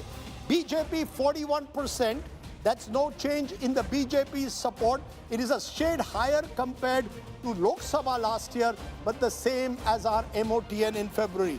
Congress 21%, up 1% compared to February 2025. Others 38%, down 1. How does all this translate into party-wise? And these are important numbers too. BJP on its own 260, that's short of the halfway mark, much like Lok Sabha last year, down 21 compared to February of 2025. Congress 97, That's up 19 compared to February 2025, but still not crossing the 100 mark. So the significant gap remains between party number 1 and 2. Others 186, that's +2. So the big number, if elections are held today, the NDA would still get a comfortable majority. When I look at those numbers, Raj Chengappa, it almost seems as if very little has changed. I mean, your cover story could virtually be the same as it was 7 months ago. Hardly, Rajdeep. Let's not forget, as you mentioned earlier, it's been one of the most tumultuous 3-4 months that's been there. You've had Donald Trump come as president for the second time, and he's wrecker-in-chief. He's destroyed the global order as we know it. And of course, unfortunately, India's been at the receiving end. When we thought we were good friends with Trump, we have a tariff war that is ongoing with him. We've had a major war with India, with Pakistan, the 6th India-Pakistan war under Mr. Modi's watch. And what the results are showing here is that despite all this tumult, the belief is that the BJP, the NDA, and Prime Minister Modi definitely is the one that can take us through this crisis at the moment. There is not much confidence being given to the opposition, despite the fact that they have plenty to chew with and attack the government. They haven't made the kind of inroads they should. And I believe there are a lot of caveats as well. While it does look good for the NDA in some senses, the BJP is still not, if you recall last time they had a full majority in our polls in February, though in the Lok Sabha they had 240 seats. They've increased to 260 if you look at the Lok Sabha, but down, as you said, 20 seats. And therefore there's a message in that despite the fact that you had a war, where normally you would see a bump for the ruling party, as we saw in Balakot, as well as after Uri, that hasn't happened. But there is a larger message that they still believe that Prime Minister Modi and the BJP is the best bet at the moment to take the country through and navigate these turbulent times. Okay, let's turn to the messenger, Yashwant Deshmukh. Because effectively, when I look at these numbers, it seems really that we are frozen in time. Even in vote share, more or less identical compared to 6 months, even though there's a seat drop, and you may want to explain why that's happening. But you get a sense that for all the turbulence around us, tariffs, Operation Sindoor, not much has changed in terms of voter preferences. Am I right or wrong? You are right to a large extent. And no, I'm not saying that you are wrong, but I just like to do some more patch up into there, what is missing out there. One thing which should have been working in favor of the NDA alliance did not work. That is Operation Sindoor. I'm talking about electorally speaking. Don't take anything else in that. One thing which should not have worked in their favor was Trump and tariff. That has actually worked. So it's a kind of a weird situation. Just like Raj just mentioned, from the tracker data, I pulled out the numbers during the Balakot strike and like that, and I tried to compare the spike on two fronts. One, how big was the spike, Balakot versus Sindoor, and how long did it sustain? So the spike during the Balakot was almost about 15% in ratings and everything, and it sustained for almost about 4.5 months, While in the case of Operation Sindoor, the spike came only about 5%. It lasted hardly about 4.5 weeks. That's a big difference. During the Operation Sindoor tracker, we have discussed this. We have done a program here on India Today that after the ceasefire was announced, Rajdeep, there was a lot of disappointment among the public, and the bigger disappointment came from the masses who voted for the BJP or the Prime Minister's supporter. So the average BJP supporter was utterly disappointed with the way the ceasefires were abruptly called. They felt the task was not complete. Pakistan was not really given the right set of dose as they would have liked. Yeah, but yet the same supporters are still voting as per your poll for Mr. Modi. Those who do not want Mr. Modi as Prime Minister or NDA are still voting for the Congress. There isn't much shift in voters. Am I right to say that or not? Yeah, you are right. That's why it is important to understand that a BJP supporters or Modi supporters' disappointment doesn't mean that they are swinging and shifting lock, stock and barrel to the Congress and Rahul Gandhi's camp. That's a big difference. The baseline of the last 1 decade, Rajdeep, for any data person to understand is the difference of the baseline. The baseline of the Congress in the worst and whatever crisis in that it's about 20% nationally. The baseline of the BJP is now 40%. So it is a 1:2 kind of ratio in the baseline of these two parties. Similarly, when you talk about a two-horse race between Modi and Rahul Gandhi, baseline of Rahul Gandhi is 25%, baseline I'll of come Modi to is that. at 50%. We'll come to those so numbers. What I'm simply trying to say, we'll come to the Rahul Modi numbers. Organizationally speaking, the Congress, unless it improves the baseline, it will be very difficult to see the output change in terms of electoral context. Okay, let's get more reactions. Opening remarks, your first points. Preeti, you want to go? Well, you know, What's your Rajdeep, my first point is that wasn't your phone inundated with messages that when is the mood of the nation coming in? I just want to take a minute, Rajdeep, and tell our viewers. This is Mood of the Nation in its 46th year, and usually it happens right after the 15th of August, Independence Day. And Rajdeep, last 1 week, at least my phone has been inundated with messages that when is India Today conducting the Mood of the Nation? One quick point. My phone isn't, because I don't think people believe the pollsters as much as they want this, but go ahead. But just one quick point, because I want to juxtapose these numbers to Lok Sabha results as well, 2024. And if you actually look at the two alliances there, which is the NDA alliance and the India alliance, the gap has actually narrowed down by 1%. From 7%, what it was in 2024, it's narrowed down to about 6% this time. So is that status quo? Or, you know, the gap coming down to 6% in just a year, is that significant? What's That's your what I want sense? to ask. Is it status quoist or not? This poll is showing little has changed in the last 1 year. You know, but flip it around. Look at 324 on the screen where the NDA is, right? If you juxtapose this number to the numbers of the Lok Sabha, you can actually see a huge jump in seats. So while the gap might have come down between the NDA and the India alliance, you juxtapose the Lok Sabha numbers, which was, I think, 293 where the NDA alliance was, and now it's at 324. So that's jumped. So it's interesting. All I'm saying is there is a dichotomy here. The vote percentage gap has narrowed down, but the seats for the NDA We will try and get that explained by Yashwant in a moment, but yes, go ahead, Gaurav. Look, I think Narendra Modi is well and truly in control, firmly in the saddle, and these numbers show that. Despite that wrecker-in-chief trying to put India down, India hasn't been put down. And that he's been able to rally the country around him, if this is what the mood of the nation does clearly indicate. Who's wrecker-in-chief? Wrecker-in-chief is Donald Trump. So wrecker-in-chief is Donald Trump. The wrecker-in-chief changes. 1 year ago, it was supposedly Rahul Gandhi. Then it became General Asim Munir. Now it's Donald Trump. But go ahead, Gaurav. So, and in all of that, so all the wreckers-in-chief, if they're trying to target Narendra Modi, they have all failed. Asim Munir failed. So narrative battle when it comes to Operation Sindoor, sure, the BJP or the government may have failed in the narrative battle, but on ground, Operation Sindoor has been the biggest response to Pakistan's state-sponsored radical Islamist terror. And in the long run, perhaps, you know, that is why, despite being in power for 11 years, despite all that's happening, the challenges from Donald Trump, Asim Munir's terror, economy, unemployment, everything, they still remain at 47%. And the Congress still remains at 41%. And the baseline difference is 20% and 40% between Modi and Rahul Gandhi. So there is a wide gap. Maria, your first comments. Rajdeep, the question that I want to understand now is that has nationalism perhaps peaked and reached its threshold?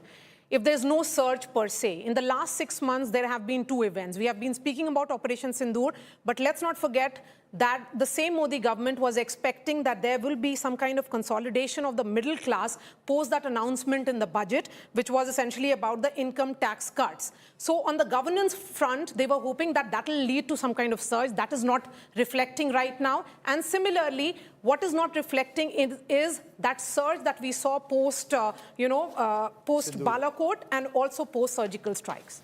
You know, Yashwant, very quickly before I go to the other guests, just explain for us. The fact is, in your polls, the BJP is down 21 seats. But in terms of vote share, it's almost identical to 6 months ago. The Congress is up only 1% in terms of vote share. But in terms of seats, you've given them 19 seats more compared to last time. So explain this dichotomy of seats and vote percentage very quickly. Yashwant to 24, Lok Sabha as well. Very quickly, Rajdeep, that when you look at the NDA vote share, please remember the last time we took the poll, AIADMK was not really part of the NDA alliance. Now that number has been included in the NDA alliance. So obviously very marginal, but Tamil Nadu is a big state. you know, and BJP on its own is a marginal player, has been there over there.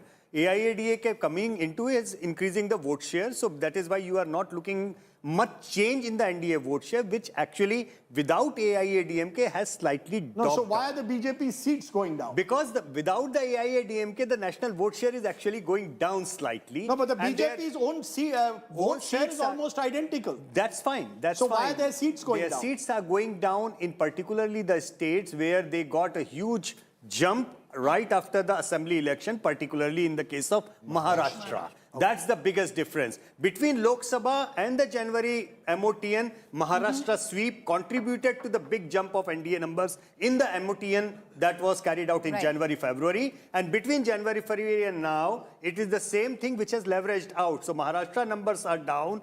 Rajasthan numbers for Congress have gone up. BJP's number have come down from the January now. So these numbers have kind of. And by the way, UP remains a saga. UP still remains. We'll come to specific one states quick question can I ask, Yashwant? That 1% increase that you show in the India Alliance, is it because of the Congress or regional parties? It's largely because of the Congress. And what about the Rashtravad sentiment? The Rashtravad sentiment, that was a wonderful point to actually analyze, that is, Maria, because I believe that Rashtravad sentiment is not something which will keep on going up and up and up. The problem with the Rashtravad sentiment is that at some point of time it goes down as well. But the way we have been tracking MOTN and the numbers, I feel the Indian politics and electoral scenario is now in a situation where a threshold or minimum level of Rashtravad sentiment is there, and that is going to remain there no matter who is coming to power. I think that's an important point. Just a minute. The threshold levels of the two major parties, I think, have been more or less sustained over MOTN now over an extended period of time. I think that's an important point to note. The Congress has never crossed, for example, in an MOTN in the last several years, 25%. And the BJP has never dipped below 35%. The one blip was during COVID 2.0, but beyond that, we haven't seen that major blip. Mr. Modi, in that sense, as the cover story suggests, is holding firm. Amitabh Tiwari, your first reactions. Clearly, we have to analyze this in two aspects. One is when you compare this to the Lok Sabha elections, the NDA seems to have recovered, and that's largely because of the recoup of losses in Haryana and Maharashtra. However, when you compare this to your last MOTN, which was in February, the losses significantly would pertain, I would guess, to the loss of support amongst the middle class because of the ceasefire issue and the Trump tariffs. It seems that the core vote block of the BJP, which would otherwise, like in a Balakot scenario or earlier also during the Uri surgical strike, etc., which should have propelled BJP's seat share and perhaps even the vote share of the NDA in a post-Operation Sindoor scenario, which has been a grand success. Despite that, there seems to be a decline of some loss of seats. However, having said that, it clearly also shows that in these tumultuous times, still the country is backing the Prime Minister and the NDA to take the country through. Yashwantji was talking about the baseline numbers. If the BJP vote share is 41%, it means that the Modi factor vote is still 10% to 14%.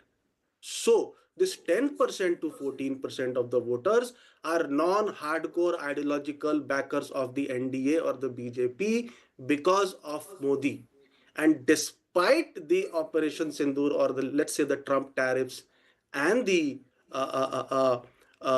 ceasefire, they still do not seem to have the confidence in Rahul Gandhi to lead the country out of this time. So unless this 10% to 14% supporters of the NDA, largely because of Prime Minister Modi, shift from BJP or NDA to the India bloc, it is very, very difficult to have a change of guard at the center. And that brings us to the I'll come to the states in a moment, Amitabh. We have a separate segment on the states. I'll come to that. But Sanjay Jha, that's a useful point to pick up on. You see, at the end of the day, you're also only as good or bad as your opponents are. What the polls are clearly showing is that the opposition, primarily the Congress, while making incremental gains, is still substantially behind the BJP. And therefore, even despite the possibility of anti-incumbency, people still don't have enough confidence in the opposition to actually switch their votes. Unless you get votes to switch, you're not going to get a government to change. Rajdeep, good evening to you and to my fellow panelists. I want to make just 2 points really. Number one, please remember that a lot of these polls, and maybe Yashwant can correct me if I'm wrong, a lot of these polls have an inherent bias because of the timing. Now, Mr. Modi is just 1 year plus in this government. Anybody who participates in the poll knows that willy-nilly this government ought to survive. I hope it doesn't, but it might survive till this entire 2029. So that to a great extent influences your view because you realize that you may participate in a poll without making any material impact of your opinion. Been in power 11 years. You know, the mood of the nation has, over the last 11 years, consistently shown these numbers, barring, as I said, that poll in August of 2021 after COVID 2.0. No, but I'll tell you, Razi, why you need to hear my second statement that juxtaposes the first. And I'll tell you why I'm not very convinced by these numbers, and that's my reasoning. Mr. Modi's entire success since 2014 has been built on his strong man imagery, right? Everyone sees him as a leader who takes decisive calls, even if it's a blunder like demonetization. He gets away with it because people see a virtue, even in a step that may be extremely infantile. Here is 3 points that I would like to put on the table for conversation. Look at 3 distinctive tailwinds that he's faced. Number one, what Maria pointed out. Operation Sindoor, the Pahalgam terror attack, I think has severely dented his image of that muscular hero, the hyper-nationalistic narrative. I think that stands busted. I completely agree with what Maria said. I think that's peaked and is probably on the decline. The second also is going to be on the tariffs. I'm telling you, Rajdeep, as a student of economics, and I look at these numbers very closely, when the impact of these tariffs hit India progressively over the coming few weeks and months, and the job losses actually aggravate, you might see a great degree of resistance to Mr. Modi's ability to change it by talking of Swadeshi, etc. I think eventually people are hurting. And the third point is vote chori. I think on vote chori, Rahul Gandhi's campaign or the national imagination that it has caught is denting the governance record of this government absolutely irretrievably. I think all these will have consequences. Particularly, we'll see how tariffs play out. But the truth of the matter is we only can go by the numbers that are there. The numbers